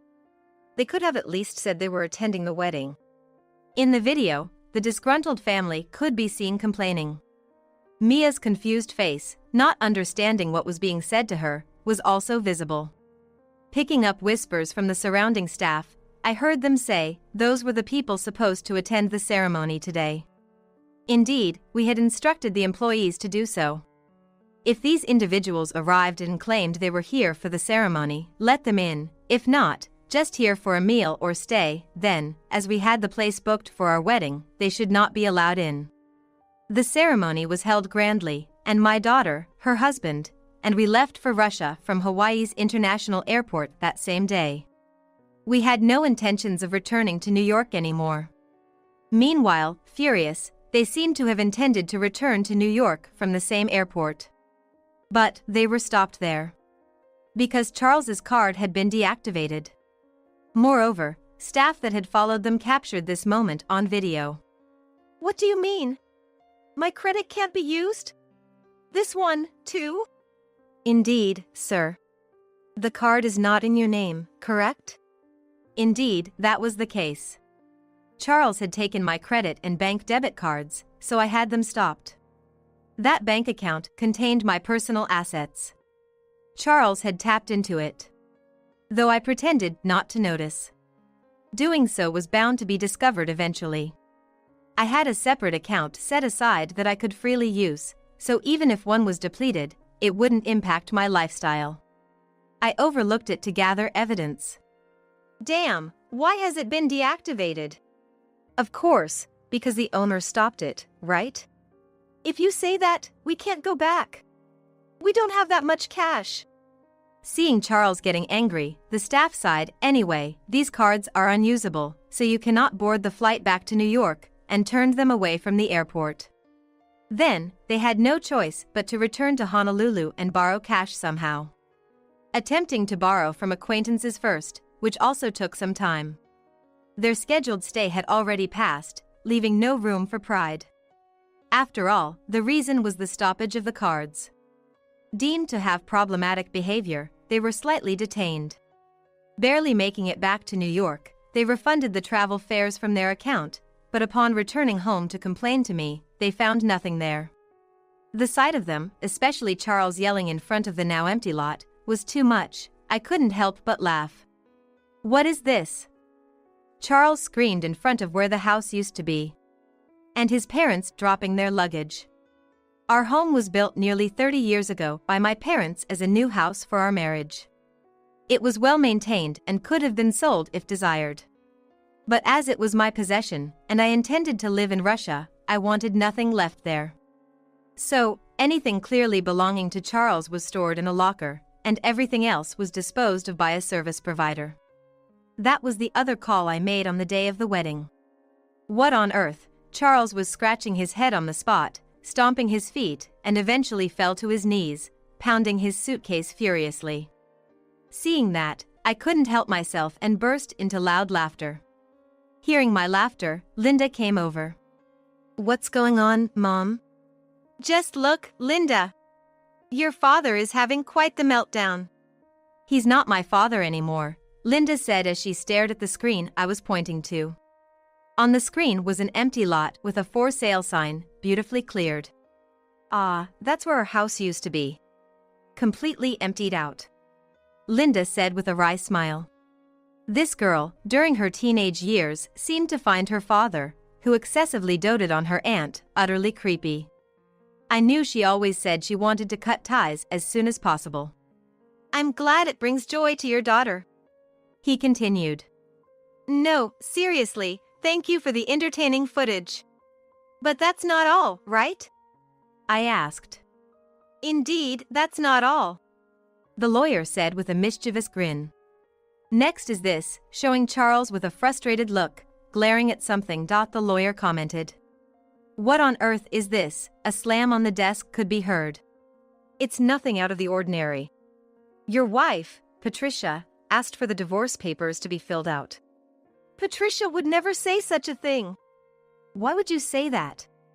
Charles started to say something, then seemed to have a realization. That's right, the cards. Why on earth did she stop the cards? That's obvious, the lawyer replied matter-of-factly. Anyone would do the same if they found out a significant amount of money was being used from their account without permission. Why were you using Patricia's cards in the first place? Didn't you have your own?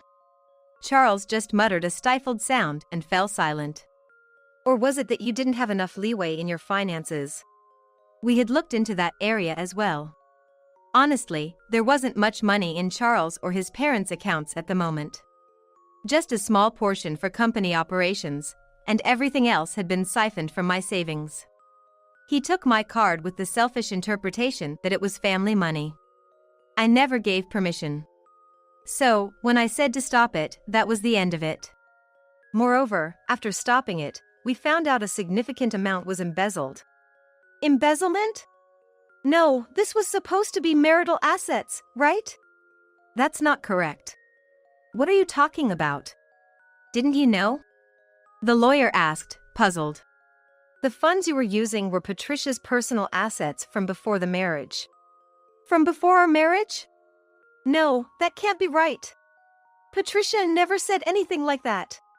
She probably didn't feel the need to mention it, as long as nothing happened.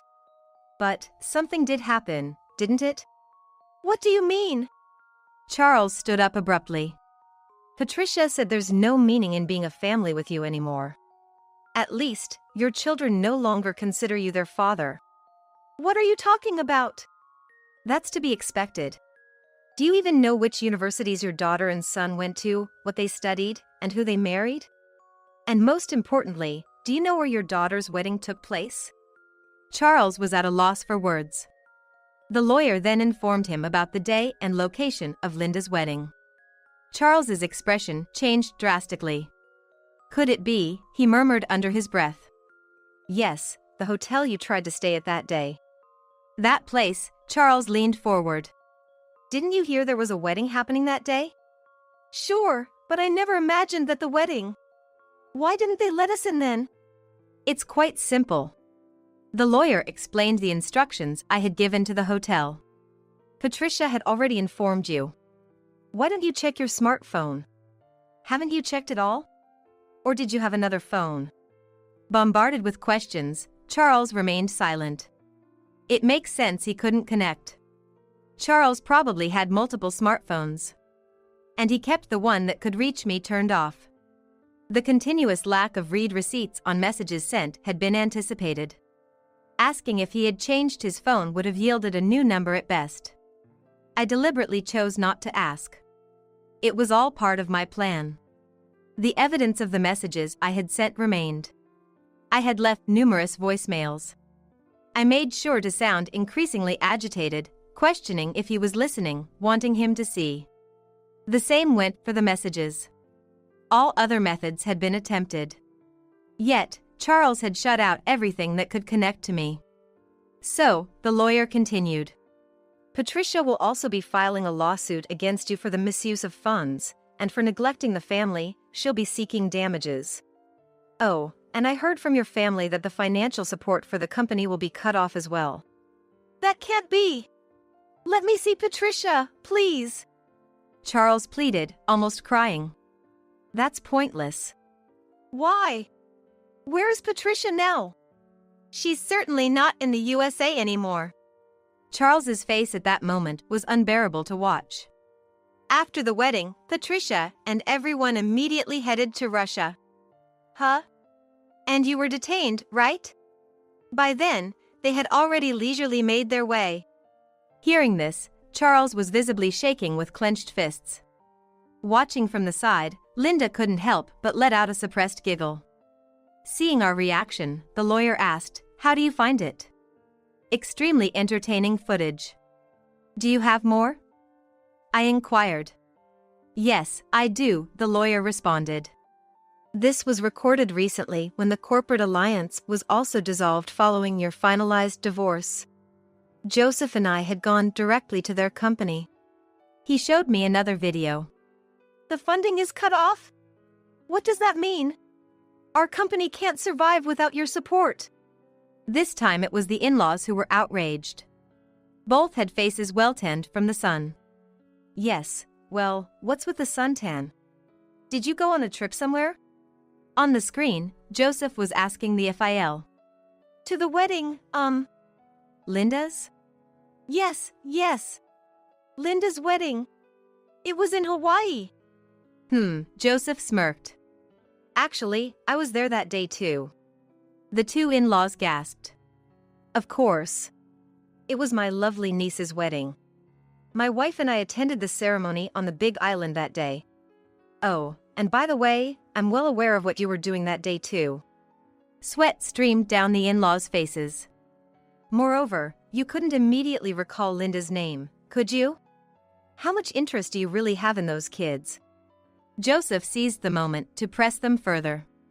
For having just 2 grandchildren, not even remembering one of their names, what does that say about you? Well, those kids never warmed up to us. Warmed up? Have you ever done anything for them? They were both at a loss for words. But then, suddenly, there was the sound of someone bursting into the room. Wow, heavyweight, impressive. How old is this person now? Linda gasped, voicing her surprise. The screen abruptly showed Mia. She's 42, actually. My husband's 10 years older than her. Oh no! She was a parasite single then. Indeed, by today's terms, that was exactly it. Thinking about it, she's been living as a parasite single for 20 years. So, what's she going to do now? I turned back to the screen. How are we supposed to survive if the funding is cut off? What am I supposed to do? Mia was confronting not the lawyer, but her parents. What's going to happen? Well, the divorce is finalized, and as such, we have no reason to finance you anymore, the lawyer said. What?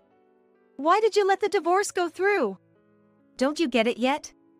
There were many reasons, but the clincher was the embezzlement by you folks. But it was marital assets. Joseph sighed deeply. Charles said the same thing. Well, of course, we were concerned, so we had already gifted Patricia her assets before the marriage as a living will. Does that mean you didn't trust us? Trust? There's no trust to be had with someone who misuses their spouse's property.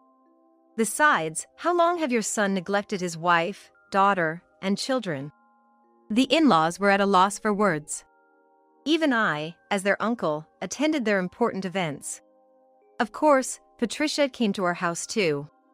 Well, the fact that we stopped talking about such matters long ago probably means they stopped considering you family a long time ago.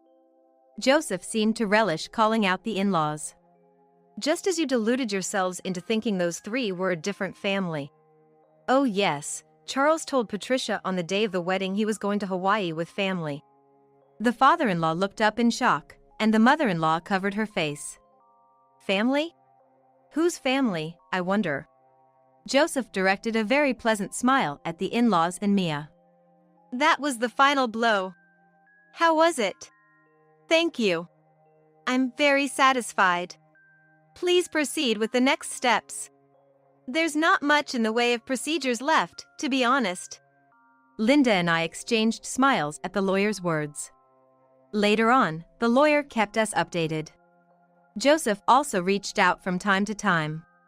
Firstly, the in-laws' company, unable to secure funding, was on the brink of bankruptcy and was absorbed by Joseph's company.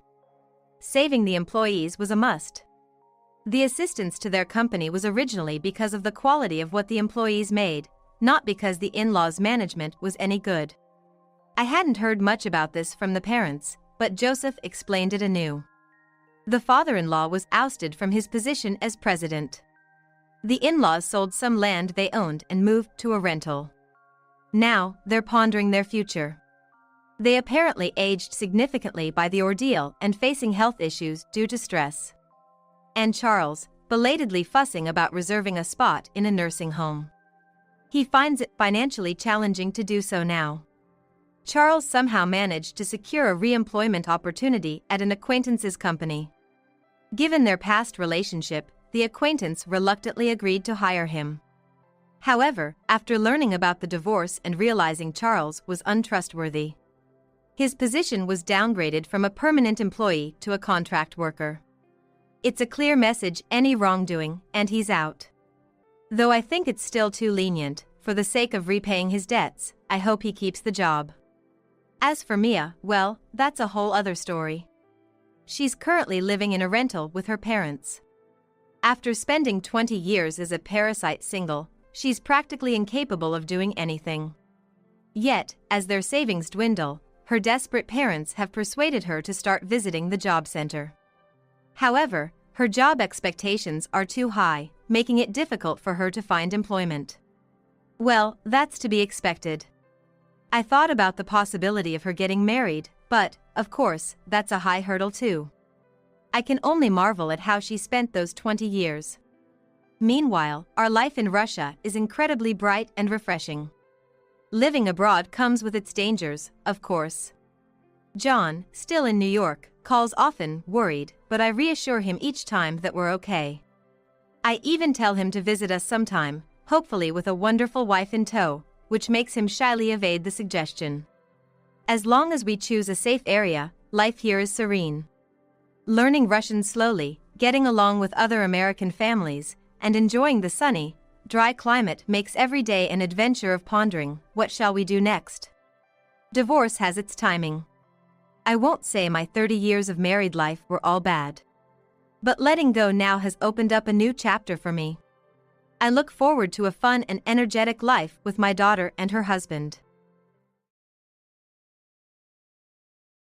Jessica, you're in charge of the family dinner tomorrow. Housework and child-rearing have always been the wife's job. I work to support us, so no complaining, okay? Tawny, my husband, said this with a sickening grin as he dumped the responsibility of raising their twins on me. Raising twins was already a handful, yet there was a dinner for 15 relatives. And he was leaving it all to me. I work, so everything else is your job as the wife. That had become a common refrain from her husband. He had no idea how hard it was to care for 5-month-old twins. But that wasn't the only thing he was clueless about. Facing his creepy smile, I replied as if to confirm. The family dinner tomorrow? What are you talking about? The relatives are coming today. Huh? What are you on about? The family dinner is definitely tomorrow. Stop talking nonsense and start preparing now. I'm heading out. Going out again today? Must be nice to have such leisure, as if you have a millisecond to spare. Right after, I felt a violent shock that made her whole body tremble and fell to the floor. He had kicked her in the stomach. Her phone also dropped to the floor with a thud, and as she scrambled to pick it up, her husband, looking demonic, blocked her way. Hey, what are you thinking, kicking me all of a sudden? It's lucky the baby wasn't close by, but think a little more, will you? It's your fault, Jessica. You talked back to me. You should just be grateful and listen to me. I'll say it again, stop spouting nonsense and get ready for the dinner. Despite the shock of being kicked and the exhaustion from sleepless nights of childcare, her resolve was clear. I had to make this man regret it for life. Besides, he told her to prepare, but she had already done so. He would be the one receiving the ultimate hospitality. Just watch. I would make him understand, thoroughly.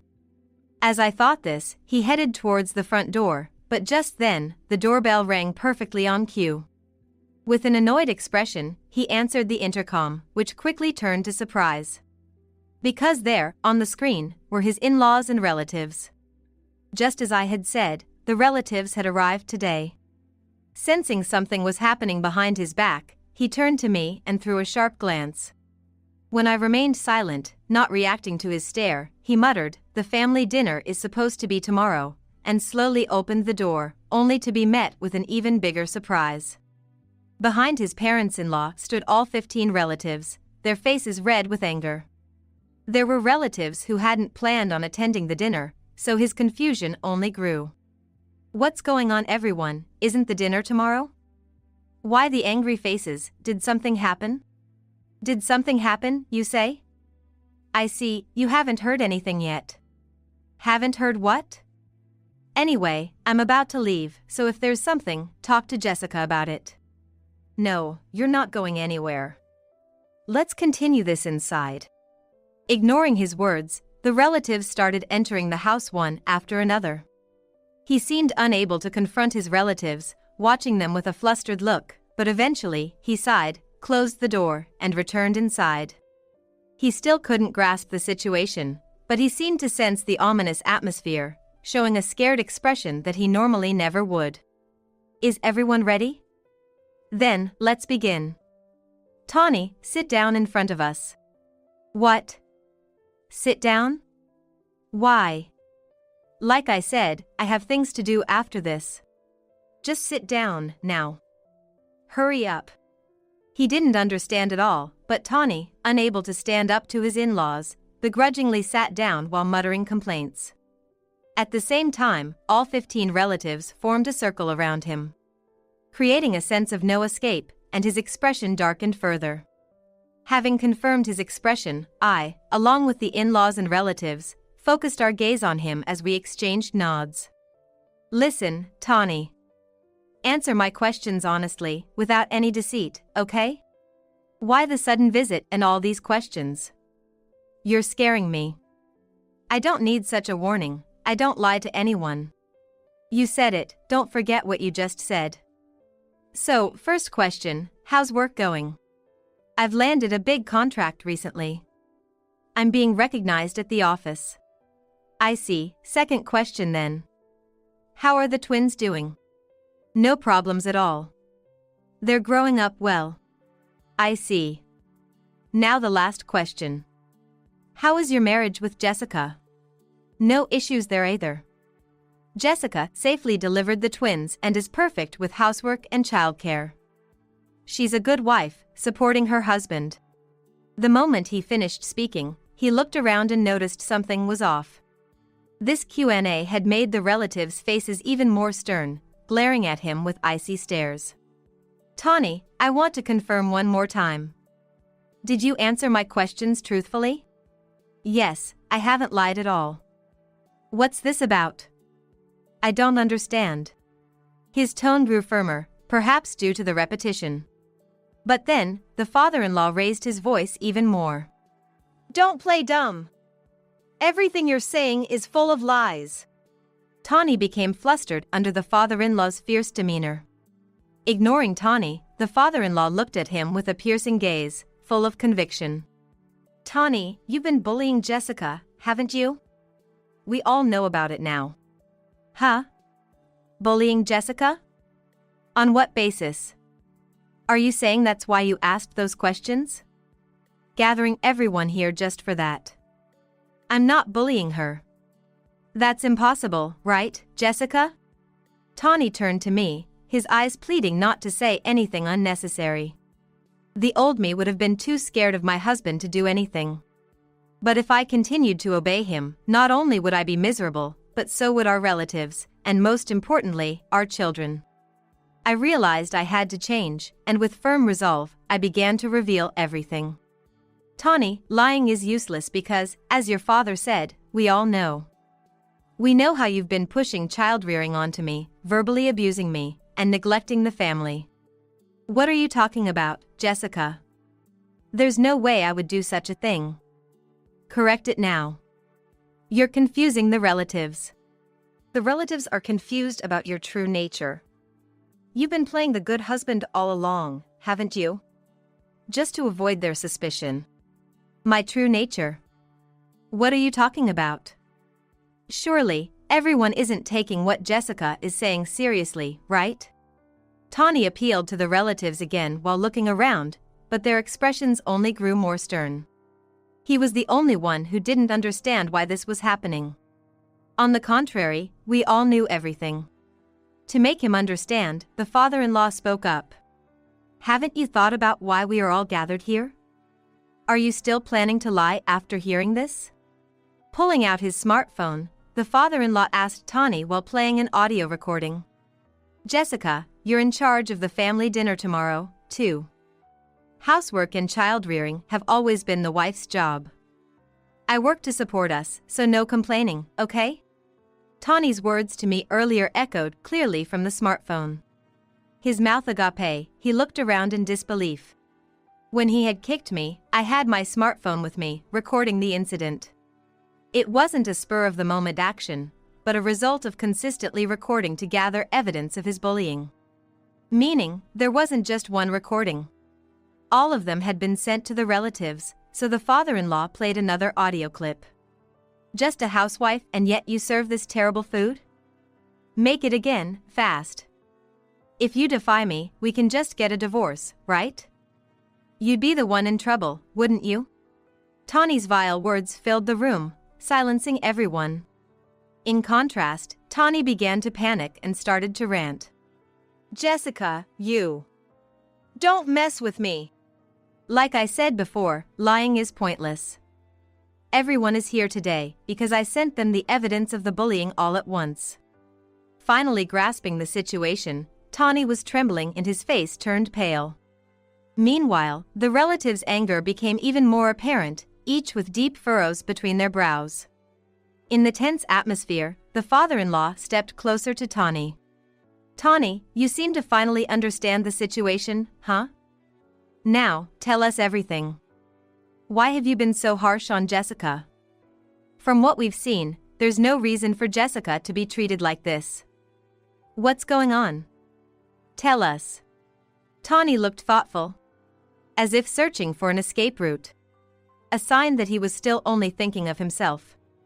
Unaware of my contemptuous stance, he took a deep breath and nervously began to speak to the father-in-law. It's the job. Actually, things haven't been going well at work. I didn't secure any big contract. In fact, I haven't been achieving anything significant. It's been a growing pressure and mentally draining. I couldn't say anything because I didn't want to let everyone down. Tawny choked up as he spoke of his troubles. He had secured a position at a well-respected company, held in high regard by our relatives. From childhood, through his school years, he worked diligently and never complained, according to what the in-laws and relatives said. I started dating him after I began working, and back then, he was serious, kind, and cherished his family. But 3 years into our marriage, Tawny changed.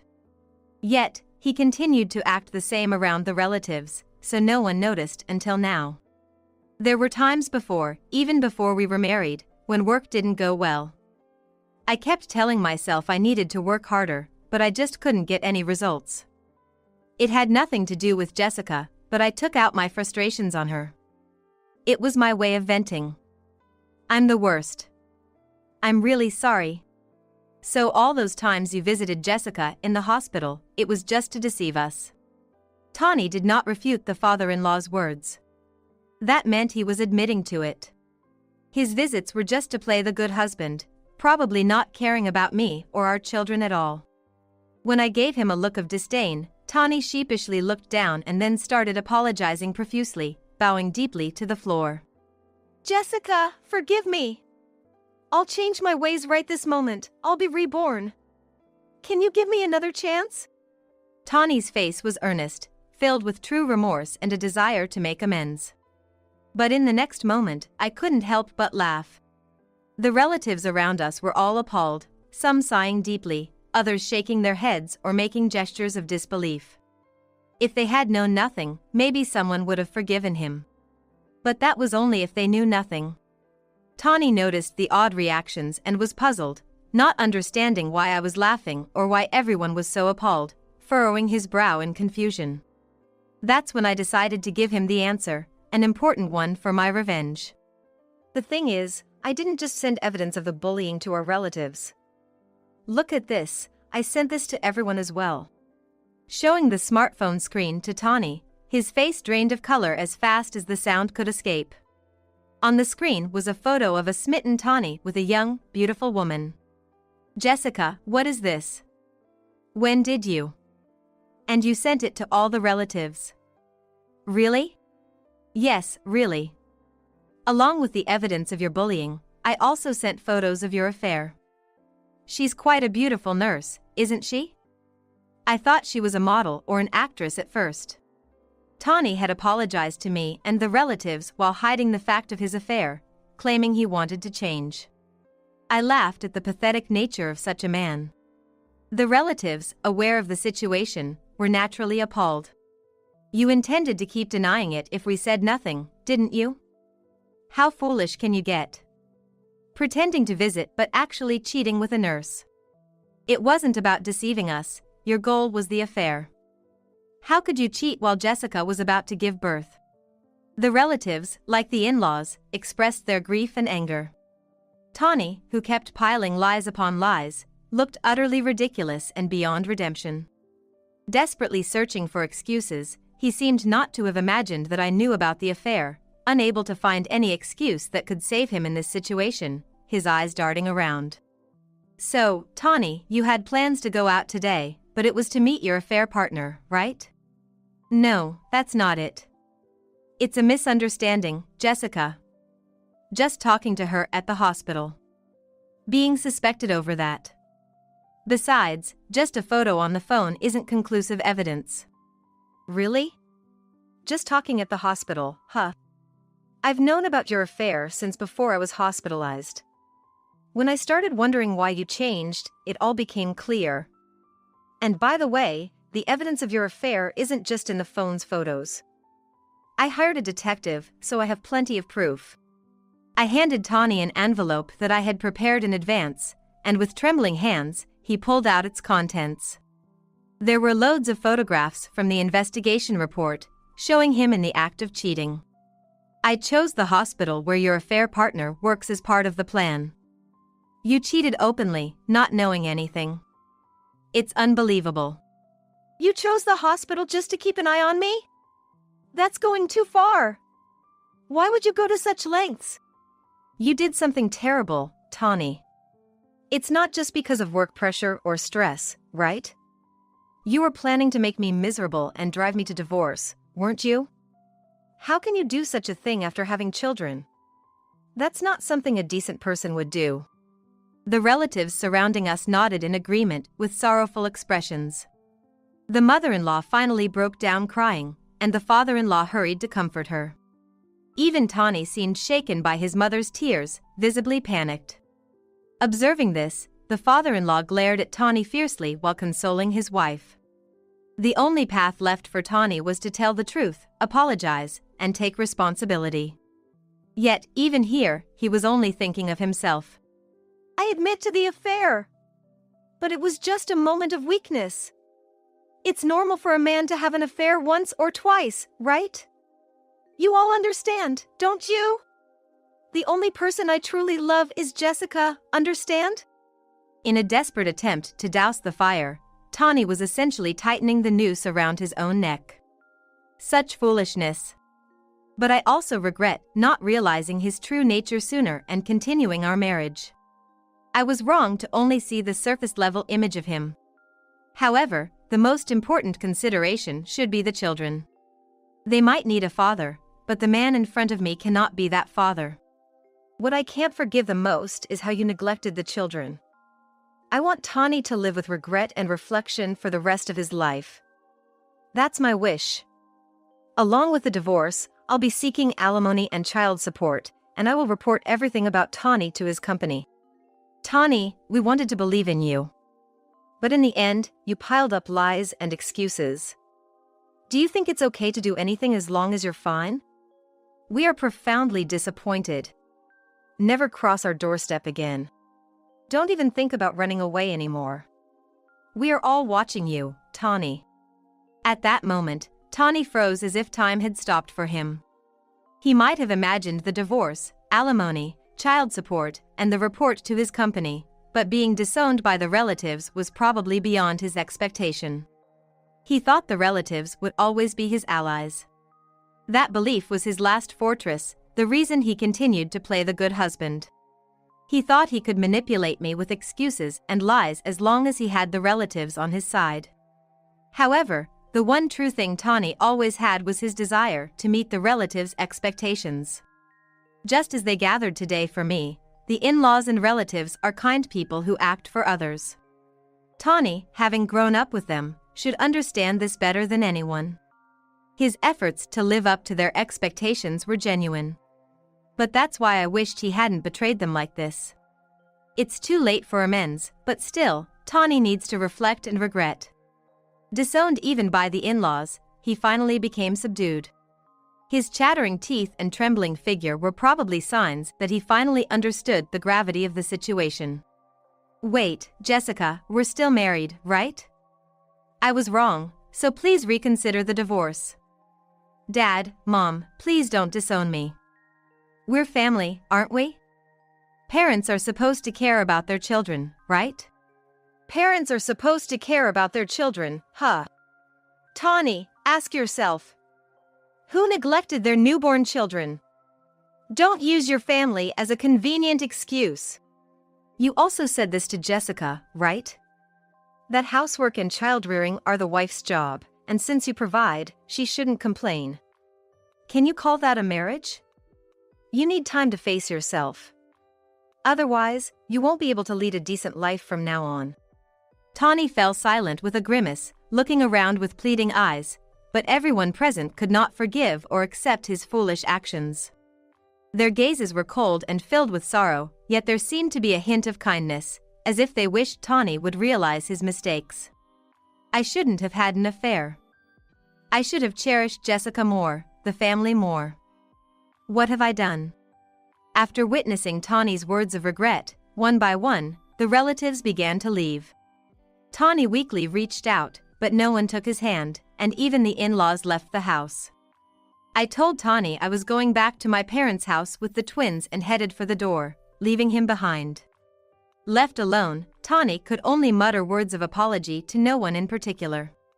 Afterward, I proceeded with the divorce through a lawyer, seeking as much alimony and child support as possible, determined to ensure payment. Although adultery is a private matter and he wasn't fired from his job, the rumors quickly spread within the company, and my ex-husband, mentally shattered, ended up leaving. However, he still needed to pay alimony and child support, so he reluctantly turned to his affair partner.